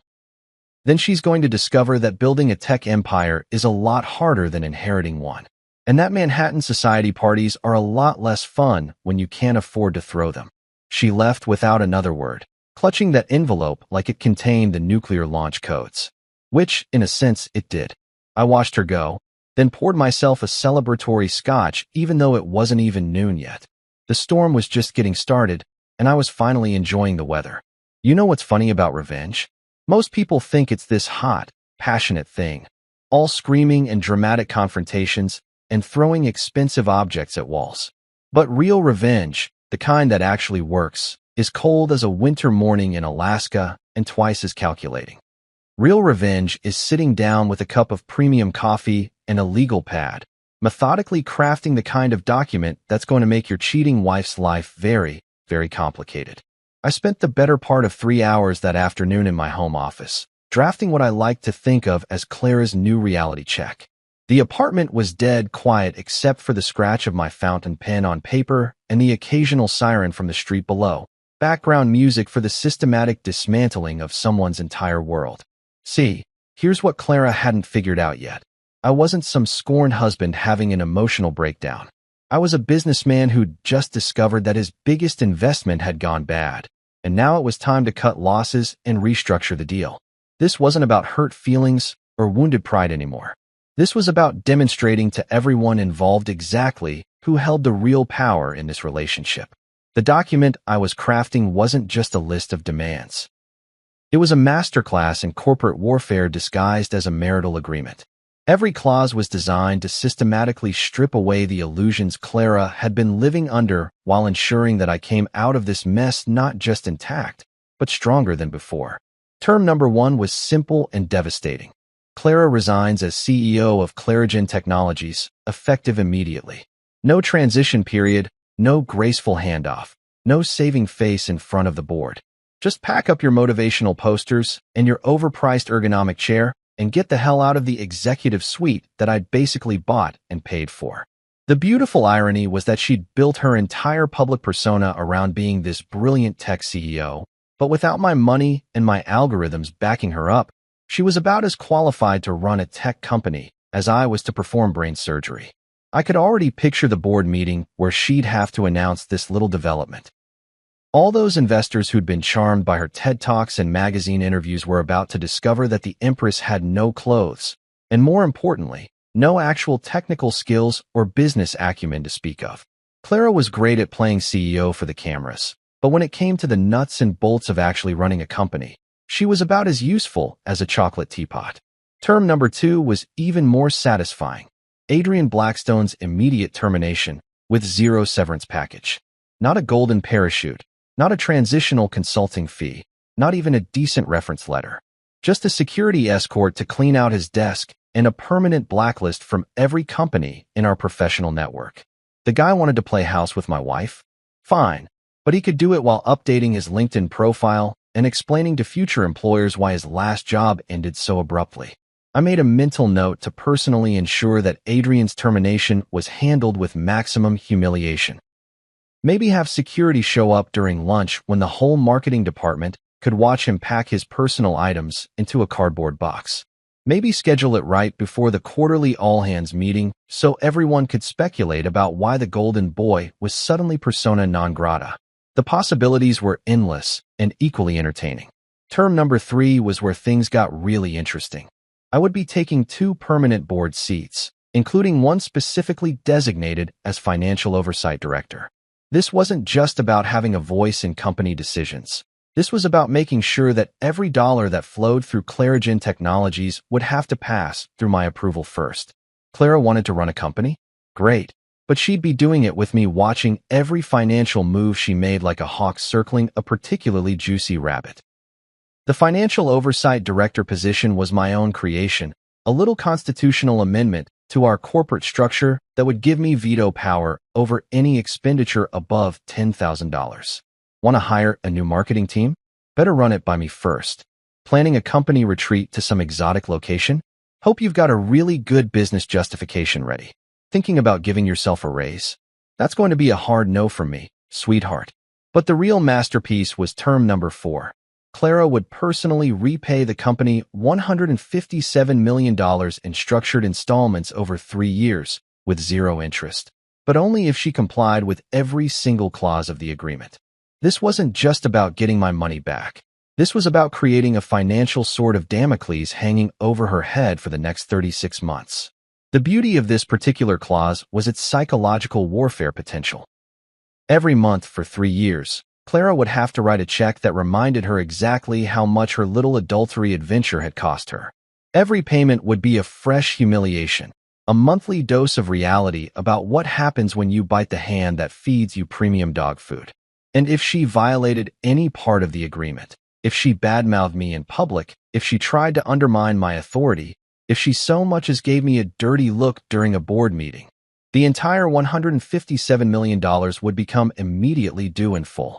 Good luck explaining that cash flow problem to your accountant, Clara. I added a few additional clauses just for the sheer entertainment value. Clara would be required to issue a public statement acknowledging my role in building the company and apologizing for her errors in judgment. The press release would go out to every tech publication, every business journal, and every society blog that had ever written a puff piece about Manhattan's power couple. Let's see how her personal brand recovered from that little dose of honesty. She'd also be banned from using the company jet for personal travel, stripped of her corporate credit cards, and required to seek written approval for any media appearances or speaking engagements. Basically, I was turning her from a CEO into a very expensive intern with anger management issues. The final clause was my personal favorite, a non-disclosure agreement that prohibited Clara from discussing our marriage, our divorce proceedings, or any details about our business relationship with anyone outside of our immediate legal teams. This wasn't just about protecting my privacy. This was about making sure that Clara couldn't spin this story to make herself look like the victim. No crying to reporters about how mean her husband was being. No sympathy interviews about the challenges of being a woman in tech. No book deals about surviving corporate betrayal. I read through the document one more time, checking for loopholes or ambiguities that a smart lawyer might exploit. It was airtight, comprehensive, and absolutely devastating. Clara was about to learn that there's a big difference between being married to a tech mogul and actually being one yourself. The clock on my desk showed 4:47 p.m. I'd spent nearly 4 hours crafting this particular piece of legal poetry, and every minute had been worth it. This wasn't just a settlement agreement.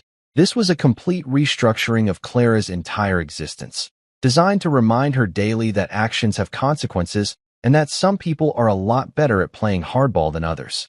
I folded the document carefully and slid it into a manila envelope, then called down to my doorman.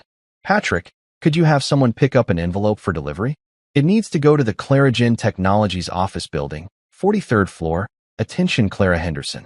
Hand delivery only. Signature required." "Of course, Mr. Henderson. Anything else?" "Yeah," I said, looking out at the Manhattan skyline where somewhere in a glass tower, my soon-to-be ex-wife was probably having the worst day of her professional life. "Tell them it's urgent." As I sealed the envelope, I couldn't help but smile. Clara had spent last night thinking she'd won some kind of victory by humiliating me in public. But she'd made one crucial mistake. She'd confused tactics with strategy. Sure, she'd gotten her moment of triumph, her little power play in front of all her society friends. But I was about to show her the difference between winning a battle and winning a war. And this war? This war was going to be absolutely epic. You know that moment when you're enjoying a perfectly good evening of watching your enemies squirm from a distance, and then reality decides to come knocking on your door? Literally knocking, in this case, at exactly 11:03 p.m. on what had otherwise been a spectacularly satisfying Thursday night. I'd spent the evening doing what any reasonable person would do after delivering a corporate death sentence to his cheating wife, drinking expensive scotch and reading the Wall Street Journal like nothing had happened. My phone had been buzzing all day with increasingly frantic calls from various board members, investors, and what I assumed were Clara's flying monkeys, but I'd maintained radio silence like a submarine captain in enemy waters. The beauty of having the nuclear codes to your own company is that everyone else can panic while you sit back and enjoy the show. I'd been imagining Clara's day, trying to explain to increasingly skeptical investors why the company's operational funds had suddenly become inaccessible, fielding calls from vendors whose payments had bounced, and probably downing enough Xanax to tranquilize a rhinoceros. So when that knock came, not the polite tap of a neighbor or the professional rap of a doorman, but the desperate, urgent pounding of someone who'd reached the end of their rope, I knew exactly who it was before I even looked through the peephole.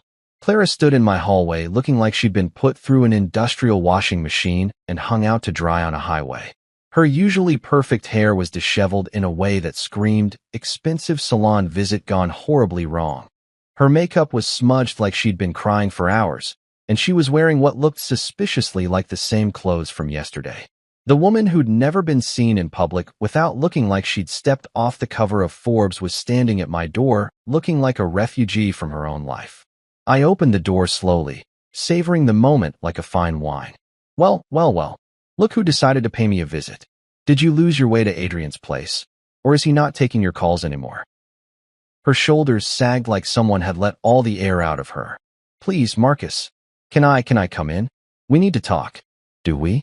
Because last time I checked, I wasn't invited to conversations about our relationship. Something about not being invited to things that concern me. I leaned against the doorframe, making it clear that entry to my sanctuary wasn't going to be automatic. But sure, come on in. Mi casa es su casa.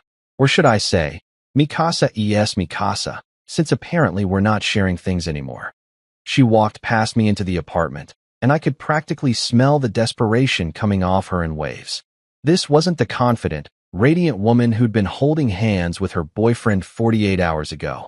This was someone who'd spent the day discovering that the real world was a lot less forgiving than the carefully curated bubble she'd been living in.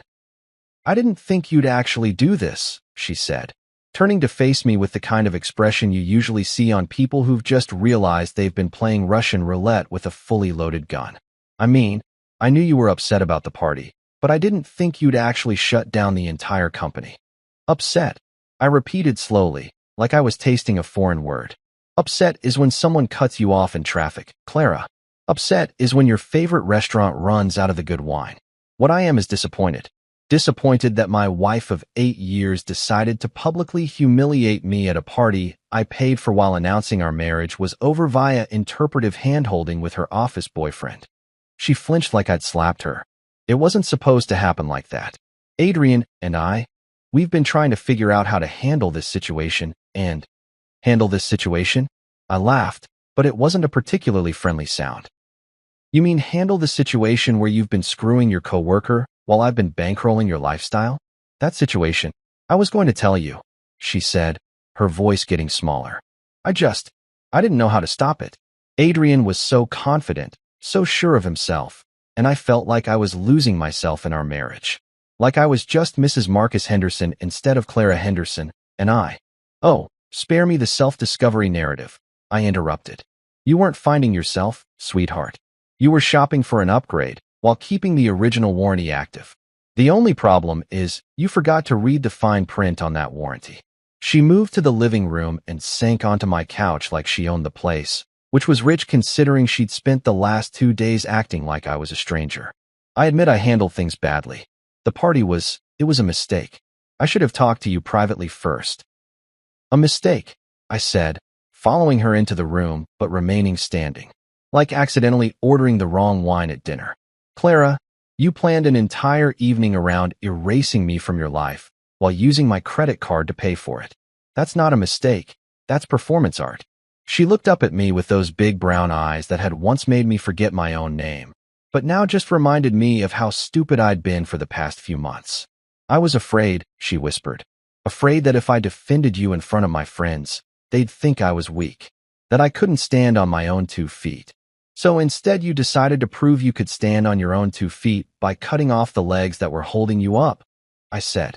Brilliant strategy. Really shows that MBA from Wharton was money well spent. Marcus, please. She stood up and took a step toward me, and for a moment I could see the woman I'd fallen in love with all those years ago. Before the society parties and the magazine interviews and the slow transformation into someone I barely recognized. I know I screwed up. I know I hurt you. And I know I made everything worse by handling it the way I did. But we can fix this. We can work it out. Fix this. I looked at her like she'd just suggested we could fix the Titanic with duct tape and good intentions. Clara, sweetheart, you can't unring a bell.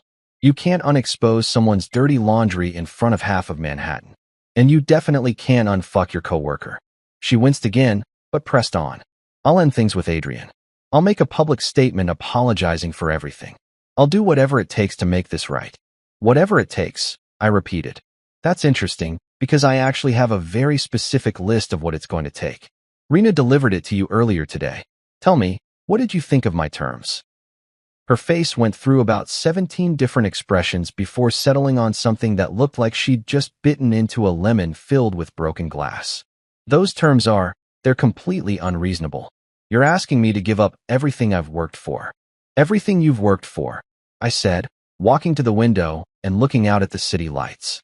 You mean everything I've worked for while you've been playing CEO for the cameras? There's a difference, Clara. A pretty significant difference. The company was our joint effort. The company was my vision, my code, my algorithms, and my money, I interrupted. You were the spokesperson. A very attractive, very articulate spokesperson, but let's not confuse marketing with engineering. She was quiet for a long moment, and I could practically hear the gears turning in her head as she tried to figure out some angle, some way to spin this situation back in her favor. Finally, she said, what about a compromise? We could restructure the terms, make them more equitable. I turned back to face her, and I must have been smiling because she took an involuntary step backward. Equitable. You want to talk about equitable after you spent the last 6 months fucking another man on my dime? After you publicly humiliated me in front of everyone we know? After you tried to erase me from our company's origin story? I never tried to. Clara, I've seen the press interviews. I've read the magazine articles where you talk about your vision for the company and how you built something from nothing. Funny how my name rarely comes up in those stories.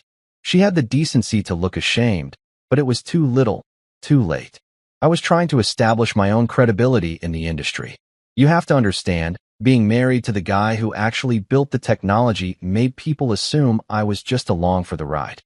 So instead of proving them wrong, you decided to pretend I didn't exist, I said. Real power move there, sweetheart. I'll sign your agreement, she said suddenly, her voice barely above a whisper. Whatever you want. I'll resign from the CEO position. I'll pay back the money. I'll make the public statement. Just, please don't destroy everything we built together. I looked at her for a long moment.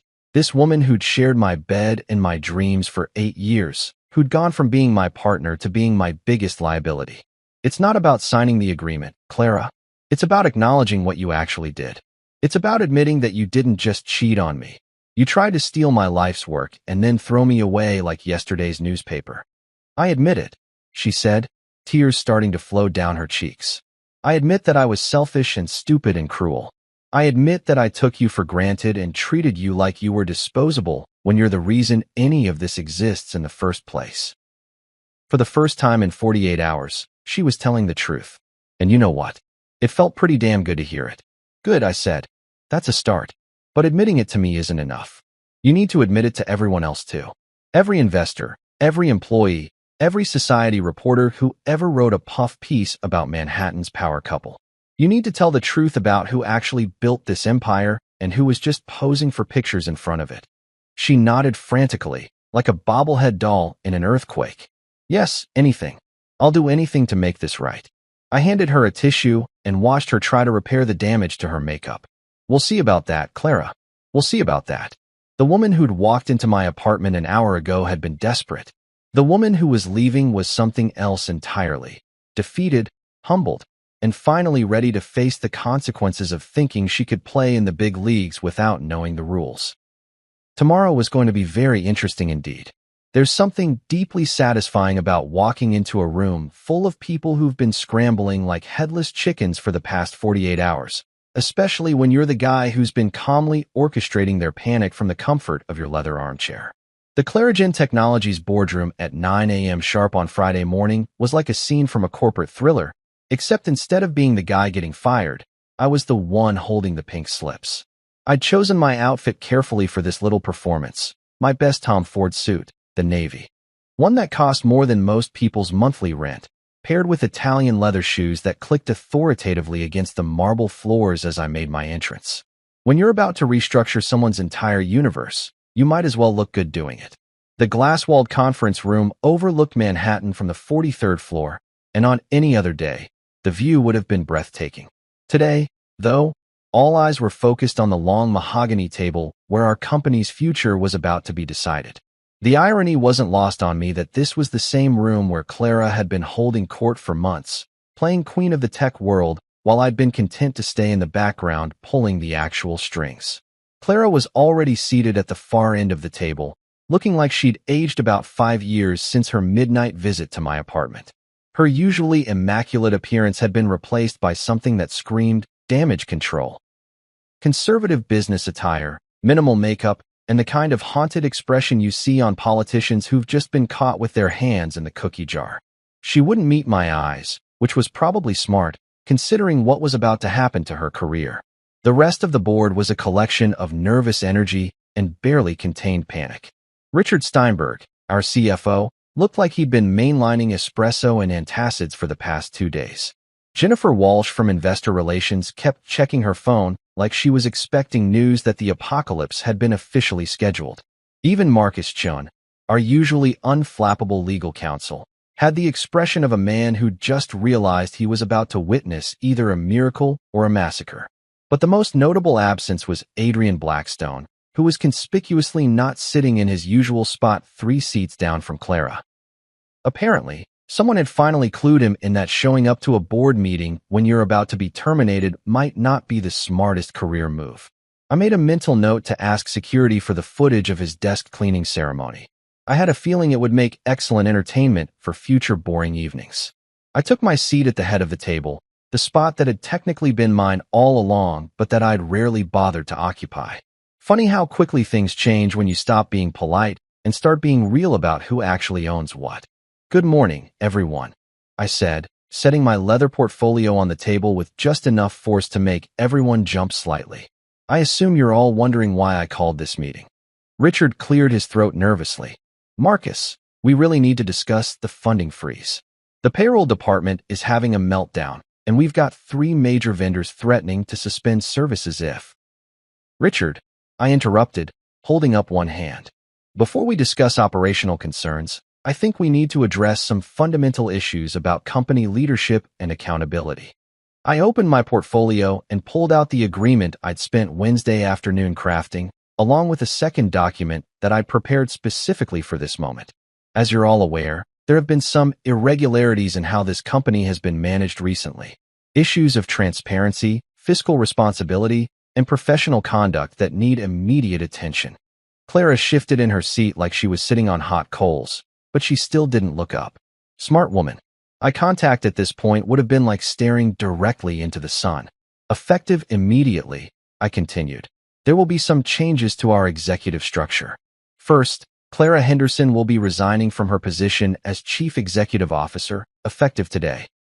The silence that followed was so complete you could have heard a pin drop in the next building. Jennifer Walsh's mouth actually fell open, and Richard looked like he'd just been told that gravity was optional. Even Marcus Chun, who'd probably seen every kind of corporate drama imaginable, seemed stunned by the matter-of-fact way I'd just detonated Clara's career. Additionally, I went on, savoring every word like fine wine. Adrian Blackstone's employment with Clarigen Technologies has been terminated, effective immediately, with no severance package. His access to company systems, facilities, and resources has been revoked, and security has been notified to escort him from the premises should he attempt to return. That got some actual gasps from around the table. Apparently, everyone had suspected something was going on between Clara and Adrian, but nobody had expected it to result in such swift and decisive consequences. Welcome to the real world, kids, where actions have consequences and consequences have price tags. Clara finally looked up, and the expression on her face was equal parts resignation and relief. She'd probably been dreading this moment since I'd handed her that agreement. But now that it was actually happening, she seemed almost grateful to have it over with. I want to make something very clear to everyone in this room, I said, standing up and walking to the floor-to-ceiling windows that overlooked the city. This company was built on my vision, my technology, and my financial backing. For the past several months, there seems to have been some confusion about these basic facts. I turned back to face the table, making eye contact with each board member in turn. Let me clear up that confusion right now. I am the majority shareholder, I am the primary patent holder, and I am the person who has been funding this operation from day one. Anyone who has a problem with that reality is welcome to submit their resignation along with Clara's. Richard raised his hand tentatively, like a student asking permission to use the bathroom. What about the investor meetings? The client presentations? Clara's been the face of the company Clara has been a very effective spokesperson, I acknowledged. But there's a significant difference between being the face of something and actually building it.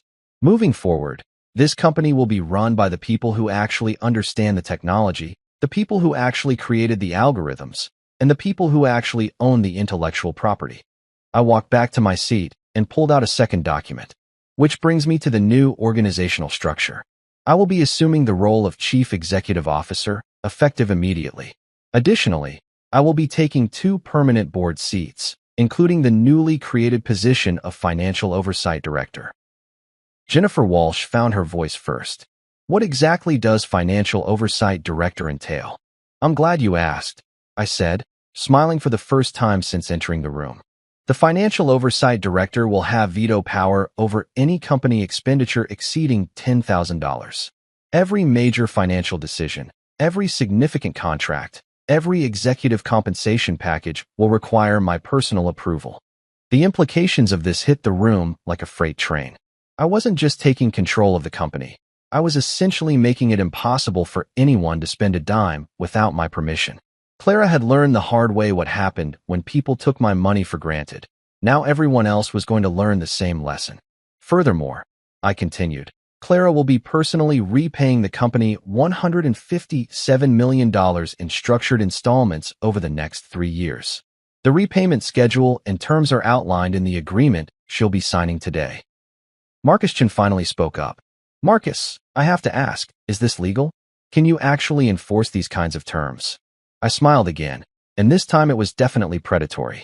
Marcus, I own 90% of this company. I can enforce any terms I want, as long as they're within the bounds of corporate law. And I can assure you, everything in these documents has been carefully reviewed by some very expensive attorneys. Clara stood up slowly, like she was moving underwater. I'll sign whatever you need me to sign, she said, her voice barely above a whisper. I want to apologize to everyone here. Marcus built this company, and I lost sight of that. I let personal issues cloud my professional judgment, and I take full responsibility for the consequences.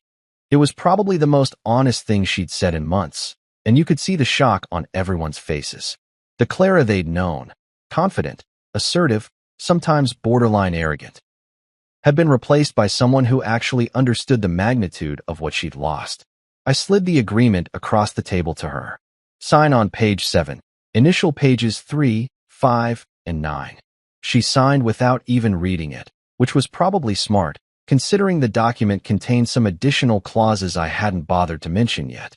Things like non-compete agreements, media restrictions, and a particularly creative clause about public statements that would keep her from bad-mouthing me for the next 5 years. As Clara's pen finished the final signature, I felt something I hadn't experienced in years, complete and total control over my own life. For months, I'd been watching from the sidelines as my wife built a public persona around my work while planning to replace me with a younger model.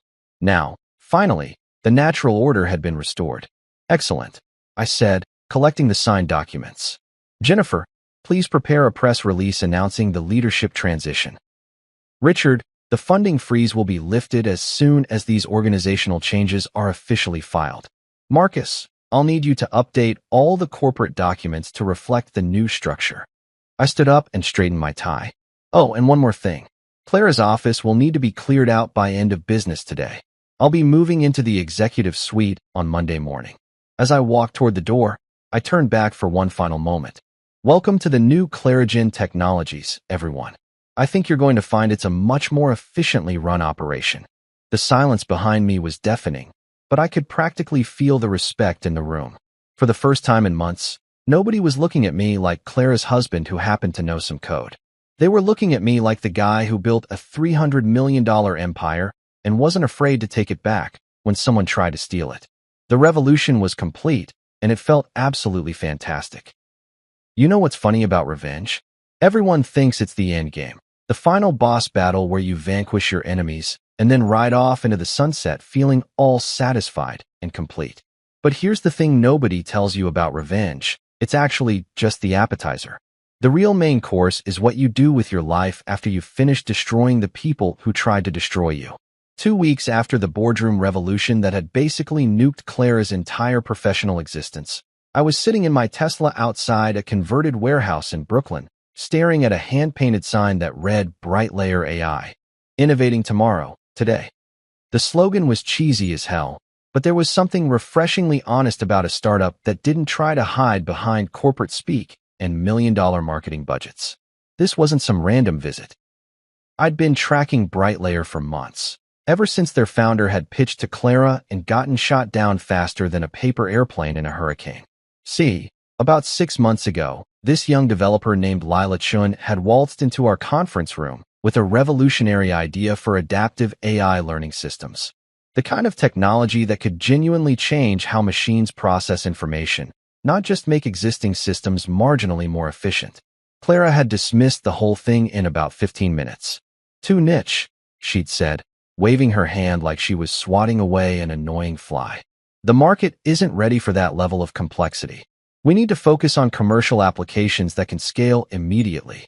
Translation: she didn't understand the technology well enough to see its potential, so she decided it was garbage. I, on the other hand, had been quietly following Lila's progress ever since. While Clara was busy playing CEO and planning her exit strategy with Adrian, I'd been watching this kid basically revolutionize artificial intelligence from a warehouse in Brooklyn with nothing but determination, brilliant code, and what appeared to be an unlimited supply of energy drinks. The building itself looked like every other startup workspace in Brooklyn. Exposed brick walls, industrial lighting, and the kind of deliberately casual aesthetic that screamed, "We're too cool for traditional office space." But as I walked through the front door, I could immediately tell this wasn't just another tech bro operation trying to disrupt the breakfast industry or create an app for raiding your neighbor's lawn. The main workspace was buzzing with the kind of focused energy you only see when people are working on something they actually believe in. About a dozen developers were scattered around high-end workstations, and the walls were covered with whiteboards full of algorithms that made my engineers' hearts sing. These weren't people playing startup. These were people building the future. Lila spotted me before I'd made it 3 steps into the workspace. She was exactly what you'd expect from a 26-year-old MIT grad who decided to revolutionize AI instead of taking a safe job at Google. Jeans, sneakers, and a hoodie that probably cost less than Clara spent on lunch, but with the kind of sharp, intelligent eyes that told you she could probably code circles around half of Silicon Valley. "Marcus Henderson," she said, walking over with a grin that was equal parts excited and nervous. "I have to admit, when your assistant called and said you wanted to visit, I thought it was some kind of prank. Aren't you supposed to be running Clarigen Technologies?" "Things change," I said, looking around at the workspace with genuine appreciation. "Sometimes they change pretty dramatically." Mind giving me the grand tour? For the next hour, Lila walked me through Brightlayer's technology stack, and I have to say, it was like being a kid in the world's smartest candy store. What she'd built wasn't just innovative. It was the kind of breakthrough that comes along maybe once in a decade. Her adaptive learning algorithms could process and integrate new information in ways that made existing AI systems look like pocket calculators. The best part? She'd done it all with a shoestring budget and a team of developers who were working for equity and the promise of changing the world. No corporate bureaucracy, no marketing department dictating technical decisions, no executives who thought machine learning was something that happened at the gym. "The problem we keep running into," Lila explained as we stood in front of a wall-sized monitor displaying real-time performance metrics, "is funding. We've got the technology, we've got the team, but trying to scale without serious capital is like trying to build a rocket ship with a bicycle budget." "How much are we talking about?" I asked, though I was pretty sure I already knew the answer. "For proper scaling? To build out the infrastructure, hire the additional talent we need, and really push this technology to market." She paused, probably trying to figure out if she was about to scare away her first real investor. "We're looking at about $12 million for the next 18 months. $12 million. Clara had probably spent more than that on her wardrobe over the past 3 years. I'd watched her drop 20 grand on a single dinner party without blinking. But here was someone asking for enough money to potentially revolutionize artificial intelligence, and she was nervous about whether it was too much. "Tell me something, Lila," I said, leaning against one of the workstations. "When you pitched to Clarigen 6 months ago, what did you think of the rejection?" Her face went through about 6 different expressions before settling on diplomatic frustration. "Honestly, I thought it was short-sighted. The technology speaks for itself, but I got the impression that the decision-makers were more interested in safe, incremental improvements than genuine innovation." "The decision-makers," I repeated. "You mean Clara?" "I mean whoever was making the call," she said carefully. Though I have to say, after doing my research on Clarigen's technical foundation, I was surprised the company wasn't more interested in next-generation AI development. Smirked. She'd basically just told me that she knew I was the real brains behind Clarigen without directly insulting my soon-to-be ex-wife. Diplomatic and technically brilliant. Exactly the kind of person you want running a company that's actually going to change the world. "Here's the thing, Lila," I said, pulling out my phone. "I'm about to make you an offer, and I want you to think very carefully before you answer. I'm prepared to provide $12 million in seed funding, plus an additional $8 million for expansion capital. In exchange, I want a 40% equity stake and a seat on your board of directors." The color drained from her face so fast I thought she might faint. "Are you serious? $20 million. Dead serious. But I'm not just offering money. I'm offering partnership. My technical expertise, my industry connections, my experience building and scaling AI companies. This isn't just an investment. It's me betting my reputation on your vision." She was quiet for a long moment, staring at the wall of algorithms like they might provide some guidance on how to handle having your entire professional life change in the span of 30 seconds. Finally, She looked back at me with tears in her eyes. Yes, she said, her voice barely above a whisper. God, yes. You have no idea what this means. Actually, I do, I said, thinking about the last 2 weeks of systematically dismantling Clara's empire and rebuilding my own life from scratch. I know exactly what it means to get a second chance to build something real. We spent the next 2 hours going over technical specifications, business plans, and growth projections. By the time I left Brightlayer that afternoon, I felt something I hadn't experienced in years, genuine excitement about the future. Not the hollow satisfaction of destroying my enemies, but the deep, sustainable joy of creating something meaningful. As I drove back into Manhattan, I couldn't help but contrast this visit with the countless corporate meetings I'd sat through at Clarigen, where half the conversation was about optics and market positioning and maintaining our competitive advantage. At Brightlayer, the only thing anyone cared about was building technology that could actually make the world better. Clara had spent months trying to erase me from our company's origin story, painting herself as the visionary founder while I played the role of supportive tech husband. But sitting in that Brooklyn warehouse, watching Lila's team work on algorithms that could revolutionize how machines think, I realized something important. I didn't need to be part of someone else's story anymore. I was ready to write my own. The funny thing about having your life blown up by your cheating wife is that it forces you to figure out who you really are when you strip away all the external validation and social expectations. For 8 years, I'd been Marcus Henderson, husband of tech CEO Clara Henderson. For the past 2 weeks, I'd been Marcus Henderson, the guy who'd spectacularly destroyed his wife's career and taken back his company. But driving through Brooklyn that afternoon, I realized I was ready to be something else entirely. Marcus Henderson, the guy who found the next generation of technological innovators and helped them change the world. It beat the hell out of being known as the guy whose wife screwed him over at his own birthday party. The quiet satisfaction I felt wasn't about revenge anymore. It was about possibility. About building something new instead of just tearing down something old. About finding people who shared my vision of what technology could accomplish when it wasn't filtered through corporate bureaucracy and personal agendas. Clara could keep her society parties and her magazine interviews and her carefully curated public persona. I had something better. The chance to work with people who cared more about changing the world than looking good while they did it. And honestly, that felt like the best revenge of all. You know what's better than revenge? Watching your ex-wife publicly admit that she's been taking credit for your life's work while simultaneously apologizing for treating you like a financial ATM with a wedding ring. And you know what's even better than that? Getting to approve the exact wording of that apology like you're editing a particularly satisfying piece of corporate fiction. It was a crisp Tuesday morning in November when Clara and I met at Café Luna, one of those overpriced Manhattan coffee shops where investment bankers go to feel cultured and society wives gather to plan charity galas that are really just excuses to show off their latest Hermes bags. I'd chosen the location specifically because it was public enough that Clara couldn't make a scene, but private enough that we could have a real conversation without half of Manhattan's social elite pretending not to eavesdrop. Clara was already waiting when I arrived, sitting at a corner table and staring at her laptop screen like it contained the nuclear launch codes. She looked different.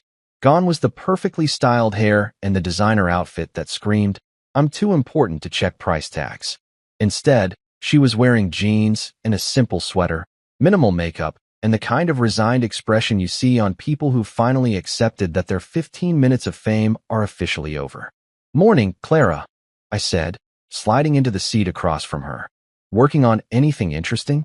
She looked up, and for a split second, I saw a flash of the woman I'd fallen in love with 8 years ago.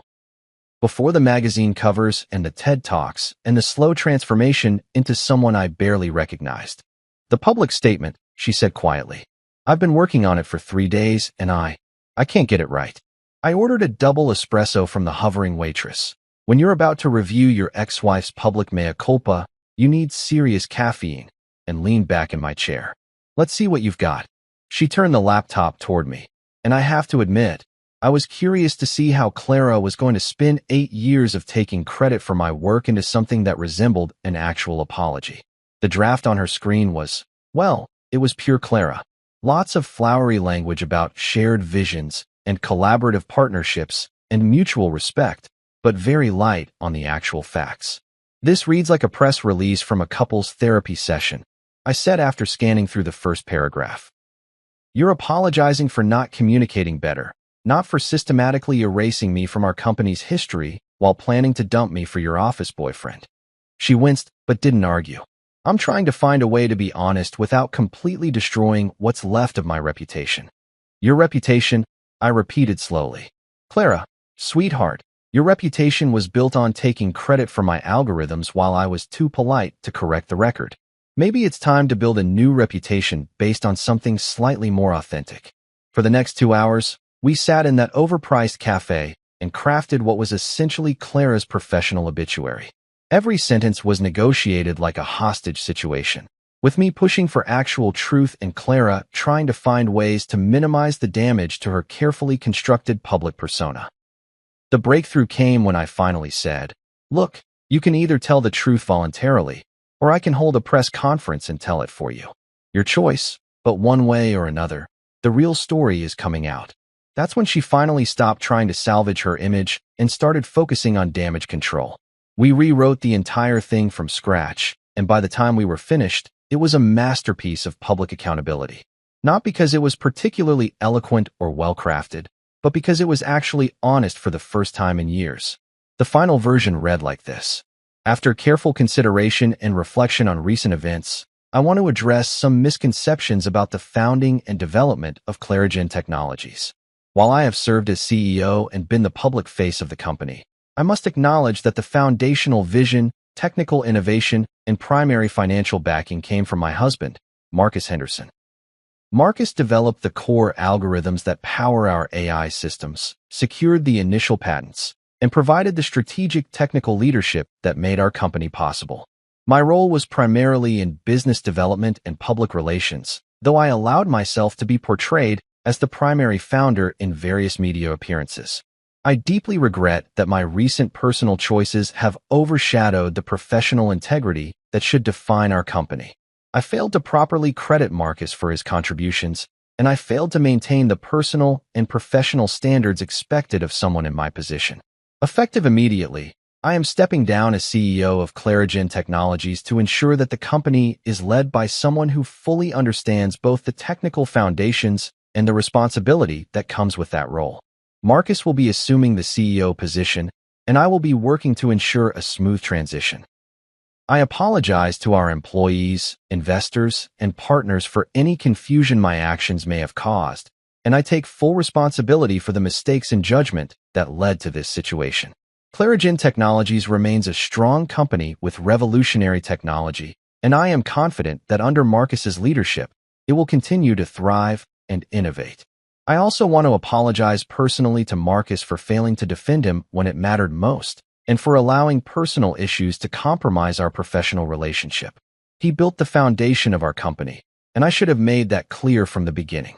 Reading through the final draft, I felt something I hadn't experienced in months, satisfaction that didn't come from destroying someone else. This wasn't just Clara admitting she'd screwed up. This was her finally telling the truth about who had actually built the empire she'd been ruling over. This is good, I said, closing the laptop. Honest, direct, takes responsibility without making excuses. When are you planning to release it?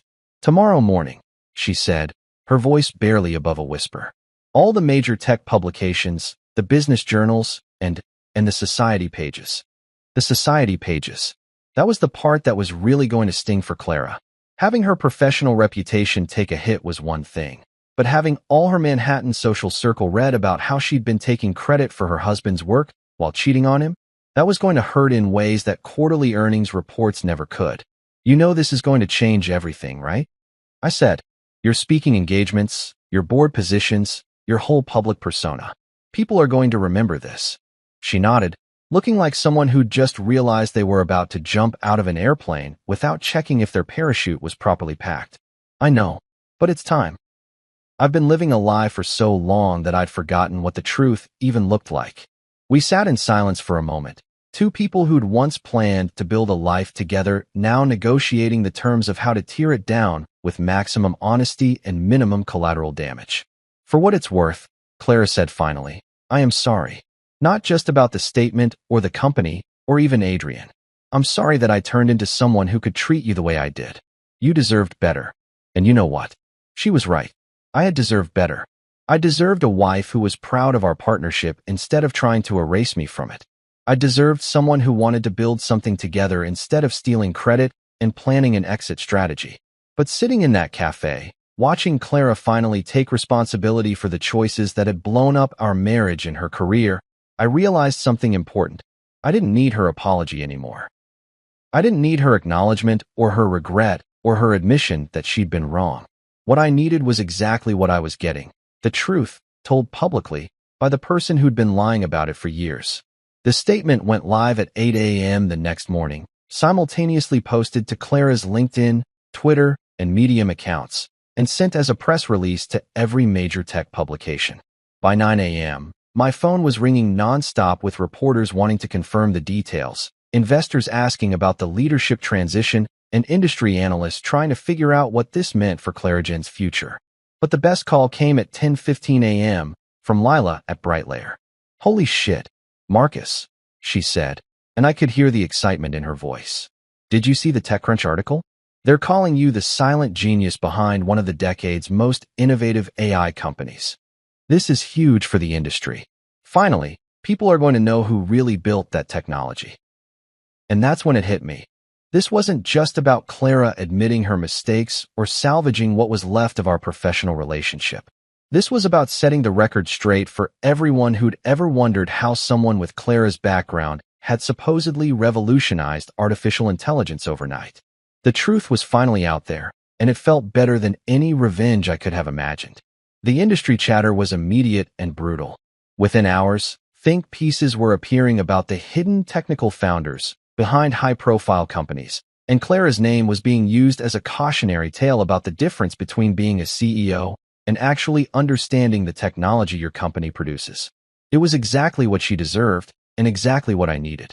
Not vindication for my wounded pride, but recognition for the work I'd been doing all along. Sometimes the best revenge isn't destroying your enemies. It's simply making sure everyone knows the truth about who they really are. You know what nobody tells you about winning? It's not nearly as satisfying as you think it's going to be. Don't get me wrong. Watching Clara's carefully constructed empire crumble while I reclaimed everything that was rightfully mine had been spectacular. But after the dust settled and the lawyers finished dividing up our assets and the tech industry finished gossiping about Manhattan's most expensive divorce, I was left with something I hadn't experienced in years: the complete freedom to figure out who I actually wanted to be. 6 months after Clara's public statement had torpedoed what was left of her reputation, I was standing in the living room of my new apartment on the Upper West Side, looking out at a view that didn't require me to remember which furniture my cheating ex-wife had picked out. The place was smaller than the penthouse. Only 2 bedrooms instead of 4, no marble floors or crystal chandeliers or any of the other expensive crap that had been cluttering up my life for the past 8 years. But it had something the penthouse never had: sunlight. Actual, honest-to-God natural light streaming through windows that faced east toward the park, filling the space with warmth that no amount of designer lighting could replicate. It was the kind of simple pleasure you forget exists when you're busy trying to maintain a lifestyle that looks impressive on Instagram, but feels hollow as hell in real life. The apartment itself was a study in deliberate simplicity. Comfortable furniture that I'd actually chosen based on whether I liked sitting in it, not whether it would photograph well for Architectural Digest. Books on the shelves that I'd actually read, not coffee table volumes about art movements I'd never cared about. A kitchen where I could make coffee without wondering if the marble countertops were worth more than most people's cars. No assistants, no housekeeping staff, no personal trainers or lifestyle consultants, or any of the other people who'd been managing my existence while I was too busy building algorithms to notice that I'd become a stranger in my own life. Just space to think, space to breathe, and space to remember what it felt like to make decisions based on what I actually wanted instead of what would maintain the Henderson family brand. The divorce had been surprisingly clean, legally speaking. When one spouse has been systematically taking credit for the other spouse's intellectual property while planning their exit strategy with a coworker, the distribution of assets tends to be pretty straightforward. Clara got to keep her personal belongings and a modest settlement that would allow her to maintain a comfortable lifestyle as long as she didn't try to recreate her previous spending habits. I got everything else: the company, the patents, the real estate, and most importantly, the satisfaction of knowing that justice had been served with compound interest. But the real victory wasn't financial. The real victory was waking up every morning and not having to wonder what fresh humiliation was waiting for me at the office or what expensive mistake Clara had made that I'd have to quietly fix. The real victory was being able to look in the mirror and see someone who'd finally learned the difference between being successful and being authentically happy.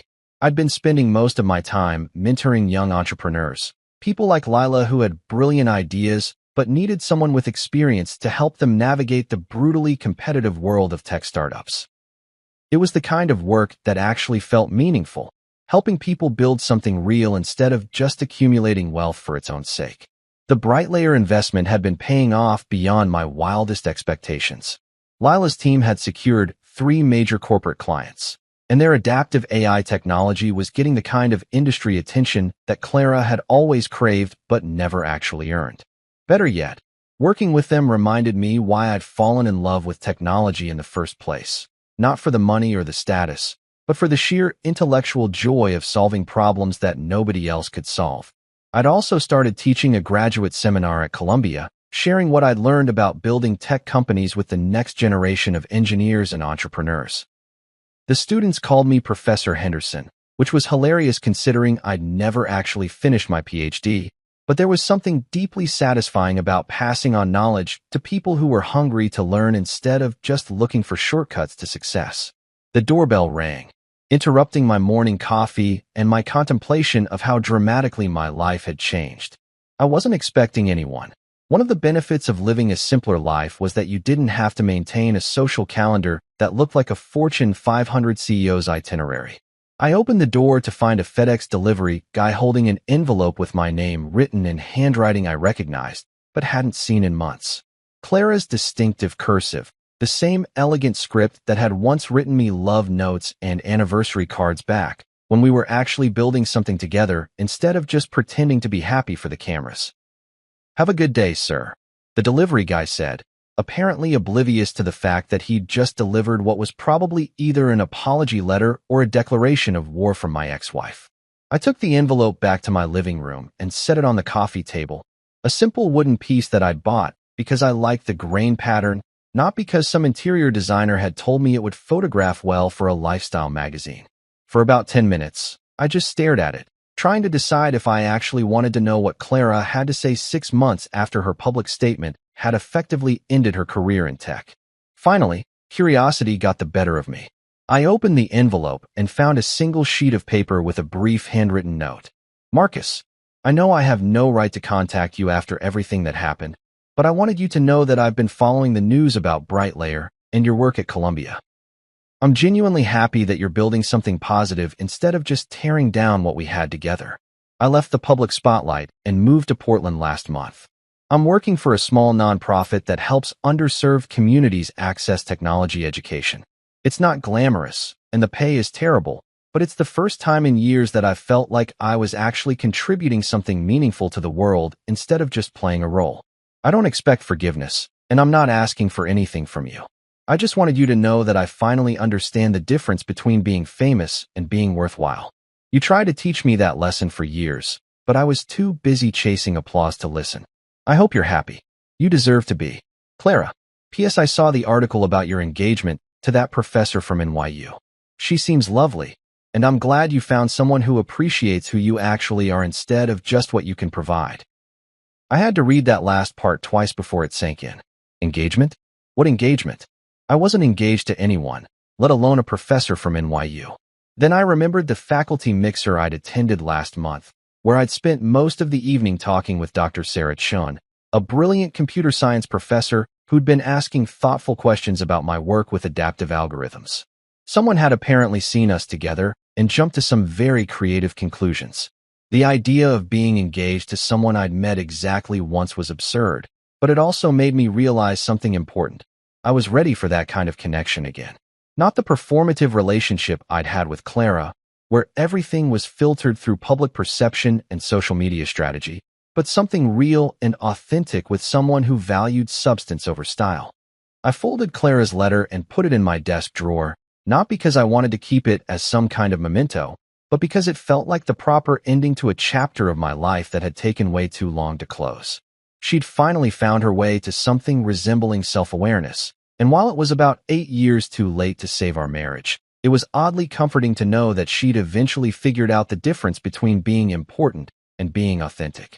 The afternoon sun was streaming through my windows, and I had a meeting with a promising startup founder in an hour, followed by dinner with colleagues who actually appreciated my sense of humor instead of just tolerating it. My calendar was full of things I'd chosen to do with people I genuinely liked, not obligations I had to fulfill to maintain some exhausting public persona. I looked around my sunlit apartment, at the books I'd chosen and the furniture I'd picked and the life I'd built for myself after burning down everything that had been suffocating me for years. No assistants, no staged photos, no carefully curated social media presence. Just space to think and work and become whoever I wanted to be without anyone else's approval or applause. For the first time in years, I felt something I'd almost forgotten was possible: complete contentment with my own choices. My worth wasn't tied to Clara's approval anymore, or to her world, or to anyone else's definition of success. I had something much better than revenge, or vindication, or public recognition. I had control over my own life, my own work, and my own dignity. And honestly, that was worth more than all the penthouse apartments and society parties and magazine covers in Manhattan. The war was over, and I'd won something better than victory. I'd won the freedom to finally be myself.